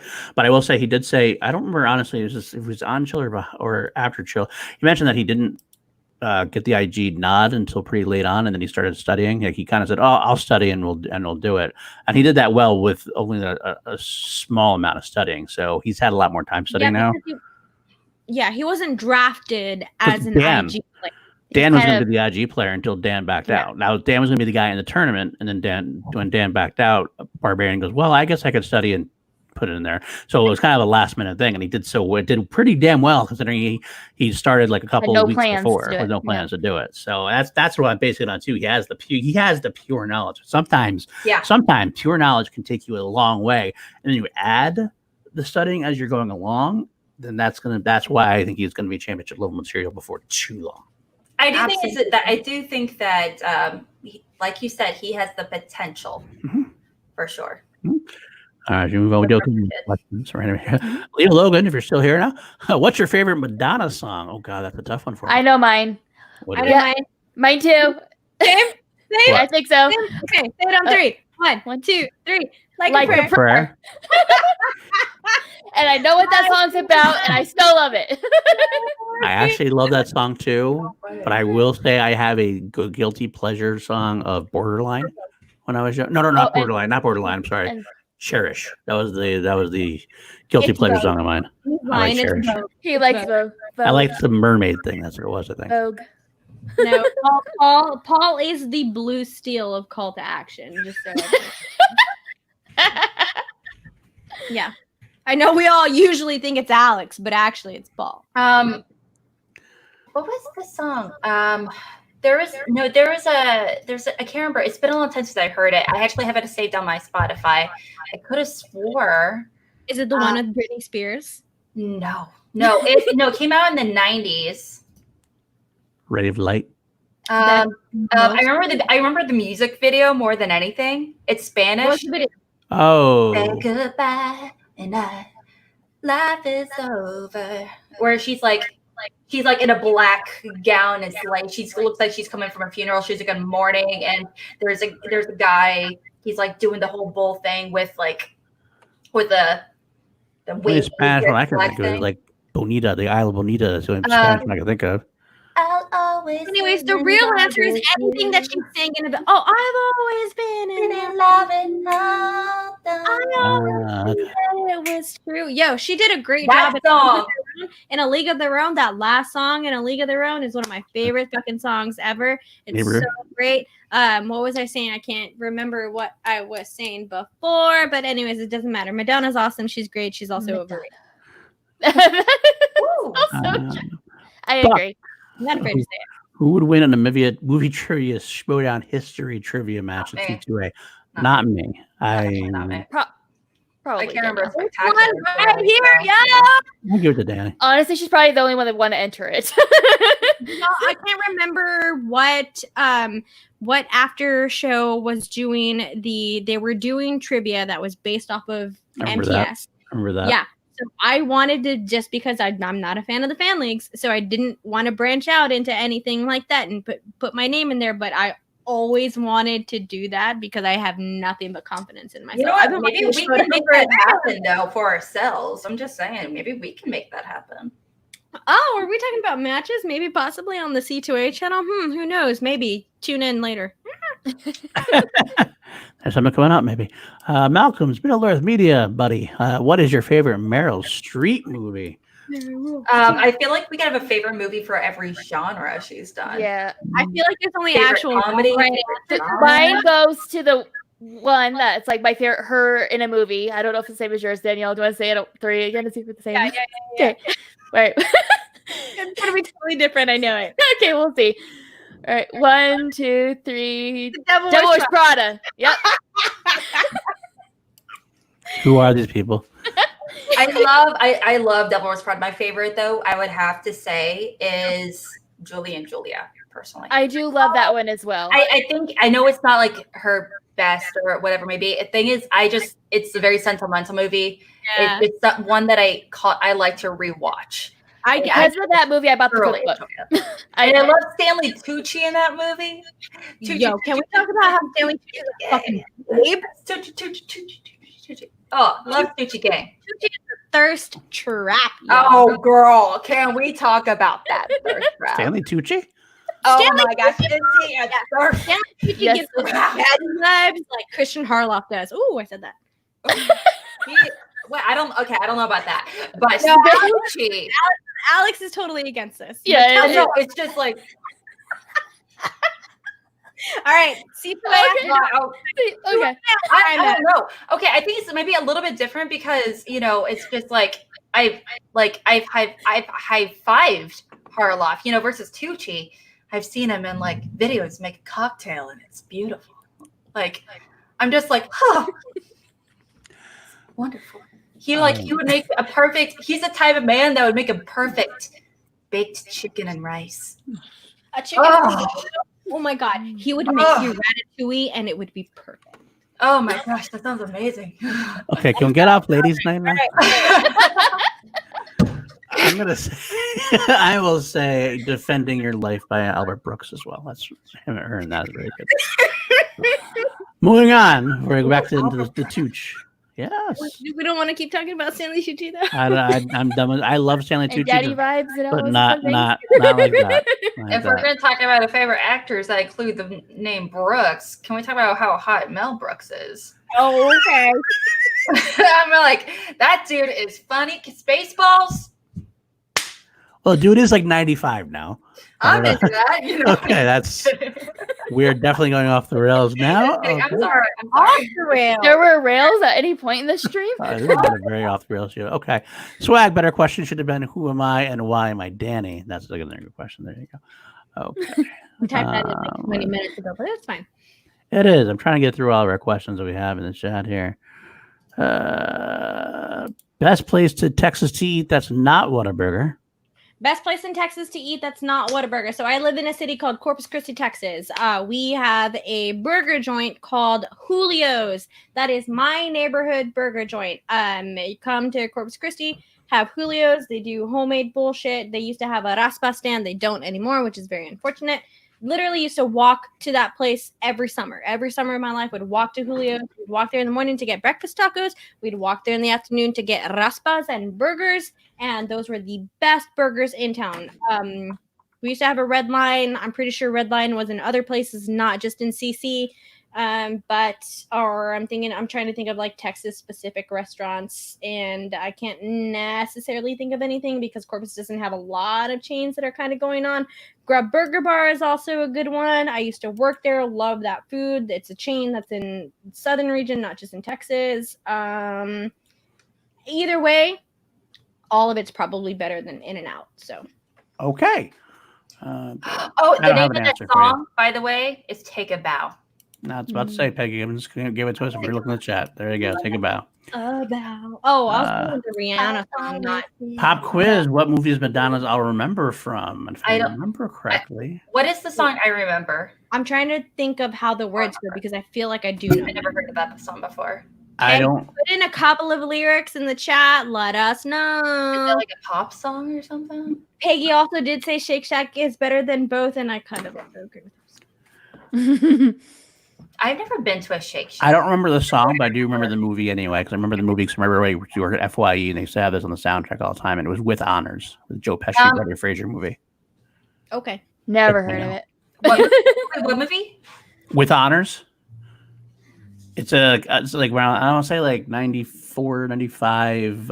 It's Brendan Fraser, Joe Pesci. Joe Pesci's like this. No, Frank, we don't. I'm sorry. What are you up? Okay. It's earlier in your time than it is in any of our times. Kelsey's an hour. We're 2 hours. Paul is 3 hours ahead. That's all right. Sorry, I'm yelling. All right. Anyway, here's an extra question. There you go. Tacking the source. What are your thoughts on Bateman sitting out the singles tournament if he doesn't get the belt in the contenders match? If he doesn't get the belt, I don't think he's going to have the opportunity. From what I remember, Christian said, he's having the number one contender match, but he won't have his championship match until after the tournament starts, is what I've gathered. Mm-hmm. So Bateman's out either way. Yeah, that's kind of what I got too. Yeah. So, I mean, it might be Roka would be the different one, I think, because Roka Irwin's going to happen, and then winner Roka Irwin, I think, is going to face Dan. And if Roka loses that, will he go back to the tournament? I think absolutely Roka would go back to the tournament at that point. I did notice we get a super chat recently. What are your thoughts on Stanley Tucci? What are they? Ferris, I love Stanley Tucci. I think he's awesome. I'm not Stanley Tucci. I have never been attracted to Stanley Tucci. I mean, I think he's a handsome man. I just am surprised he's eliciting the waterfalls he's eliciting here. Is he? Yo, don't forget don't listen those waterfalls. We've talked about this. Don't chasing those waterfalls. I'm not chasing the waterfalls at this point. I'm not going to chase Stanley Tucci either. That does not get me going. I mean, Stanley Tucci, handsome guy, he's a great actor. Just not going to be thirsting after him. So that's just me. Go nuts. Have a good time. Yeah. Good Lord. I was trying to see how long I could go through this chat without putting my hair up. I think I might have to. Thank you, Ferris, for the super chat, and thank you for making me talk about Stanley Tucci some more. Actually, I do like Stanley Tucci. No. He always elevates. He like Ed Harris. He elevates any movie he's in. I will say that. So yeah, I had to bring it up, Ed Harris. But yeah, that's who Paul's lusting after. That's true. Well, that is true. Ed Harris more than I talk about Texas. That could that's also probably true. That could be. I'm not going to lie. I guess I think that's all the questions. Oh, yeah, that's going to come up, isn't it? Yes, I know. There it is. Look at that beautiful man, though. Okay. Yeah. Anyway, I think that's it. I think got through the questions in the chat. All right. Well, thank you so much for joining us on this Sunday night on a later stream than usual. It's a lot of fun. I think you could tell we're tired because we get silly when we're tired. And so that's here we are right now. So thank you so much for joining us. It's been a lot of fun. And Alex, where can people find you online? Twitter. Where on Twitter, Alex? at real_Alex Mack. It's also should be in the description box below. And you can also find me, like I mentioned, hosting Schmoebates every single week. Really kind of diving into Schmoedown's biggest, weirdest, most interesting questions to argue, as we kind of chatted today. So it's really fun to get that recorded. So it's a fun time. But also, I actually co-host a show with Video Drew. It's called Cinema Bias. I'm sure they're going to be diving into it a little bit tomorrow on a Chill to Action. But it's where we really kind of dive into our personal biases and all things movies. And, we kind of kind of help expand our personal, movie library, essentially. It's fun. Awesome. And PLD, where do people find you? Well, really quickly, I want to say that I did time out Ferris for this statement, just so you know, he's timed out now. Okay, good. Banned from the chat. Wow. And Tachiatosaurus, yes, he did. It doesn't mean I didn't say that he makes a movie good. That's how shitty Transformers 5 was. Without him, it'd be even worse. Scary. But anyway, you can find me at @Mullins_Newsio on Twitter. You can find me on Chill to Action every week, Call to Action Live most of the time. You can also find me on Class Action on the Action Industries YouTube channel, Ben and Drew's channel, where me and Jarvie put up different things against each other and 5 custom-made categories. Lots of fun.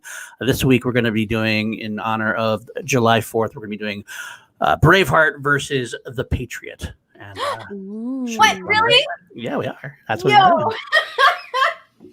I'm going to send you my notes. Okay. Good. And of course, PLD Projects has started. I'm trying to do more things on that. In fact, I'm going to do a live hang tomorrow after Chill, possibly. So just look out for Twitter for that. All right. That's it. All right. Cool. Oh, wait. Hold up. Hold the phone. Hold the phone. Holding the phone. Hold the phone. I can find it. Hold the phone. Whole phone. I'm just hold the phone. Hold the phone. We're holding. My phone's dead, but hold the phone, y'all. We're all the phone. holding your phones right now. Because that's why. Not mad. Not bad at all. Thanks, guys, for hanging out with us. All right, wait. Wait. Oh, yeah. I can do this because guess what? I can do this because we are on my. I'm gonna do something really quick because I'm switching over to Class Action for a second because I'm gonna go up that. But look at those steely blue eyes. That's a man right there. Look at that. We're on Class Action for a brief couple of seconds. I'll get back to Call to Action now. Still. So beautiful. So Right. And Danielle, where can people find you? What's up, y'all? You know me. Oh, sorry. You can find me on Twitter at DannyJoy, DANIEEJOY. I am officially, from now on, going to stop saying that you can find me on Mondays on Chill to Action with my favorite co-host, because apparently Paul Denuzio does not see me as his equal favorite co-host, because he never references me as such. I didn't want to copy your bit with his thing, and only makes it sound like he's the only one who does Chill. So, I mean, didn't want to copy your bet. Anyways, you can find me on Twitter at DannyJoy, DANIEEJOY. You can also find me here on the Call to Action Network every Monday, hosting Chill to Action with my favorite co-host, Mr. Paul Denuzio, where we hang out with Schmoedown competitors and talk about everything that goes on either in the Schmoedown and in life and all of that good stuff. You can also find me on my own YouTube channel at Danielle Ramirez, all of that good, great stuff, where Watch the Book will finally fucking come out. And then at some point, the Padawan Chronicles with where I go and review Star Wars books will come out very soon as well, as soon as Paul starts to read his book, so I can get the show on the road. I got it downloaded. I watched it. I read it before. I know what it is. I'll do good. I have 2 more chapters. Awesome. All right, you can find me at KelseyKins90 on Twitter and Instagram. I am working on getting a Twitch stream going, so I'll be KelseyKins Gamer is my tag on there. So if you want to follow me, I'm not going to put nothing up yet, you can. I do have a YouTube channel as well, so just search my name, Kelsey Kirkland, and if you could subscribe, that would be great. I am kind of mixing up what I'm putting on there. There are a lot of Harley Quinn related shows and things, like maybe not what I was doing exactly, but enough where I'm like, okay, I'm kind of buried in a market. So I'm going to be doing reviews of old movies. Revisiting. I'm going to talk about the history of the movie, like when it was filmed, like what was going on at the time and things like that, just to kind of because it's also a passion project of mine. So look out for that. Oh, and TeePublic, we have merch. Man, All right. 2 more minutes, and we're at 3 hours. 2 more minutes. Can you hold out for 2 more minutes? Should we hold out for 2 more minutes, or should we just go? Okay, well, then let me say this really quickly since we're wasting time. You know what? We can definitely hold on for 2 more minutes. We can hold on for because we have Tucci right here. I stick by it. More Tucci. You see Tucci? Do you, Alec? Do you see what's on screen right now? Are you good? Not on. I'm not acknowledging it. That's what I'm doing. I'm also, just bringing that sucker up. Just take a nice look of everything here. I'm okay with that. I love looking at my husband's beautiful face. Put the timer on. I'm still very okay with looking at my husband's beautiful face. I don't see what the problem is here. I'm very upset that I don't know where my hair tie is at the moment. But also, All right, guys. Here we are. We have a minute. We love you all. You can give us a countdown. We have now. I can go back and put 58 seconds because we're actually on that. So close. Oh God! I am overwhelmed that we have done 3 hours. We've been doing this for so long. We've been on the phone with each other for 2 days, almost solid. Seriously, we had a meeting call for 3 hours earlier today. Good Lord. And yesterday we had another call that was like 3 hours. Well, so yeah, you guys did. I didn't. For me, it was like only an hour, maybe. I just want to wash my face. These pick people up my lipstick. I have to spend another day with all of them tomorrow. What was that? Okay, Ben, we've seen him a million times, but what was this? It was my foot. Why? I'm tired. It's 2:30. We're sleep deprived, and it's been 3 hours. So thank you all so much for being here, and we will see you guys next time. Bye. Bye. Come and hang out tomorrow. Woo!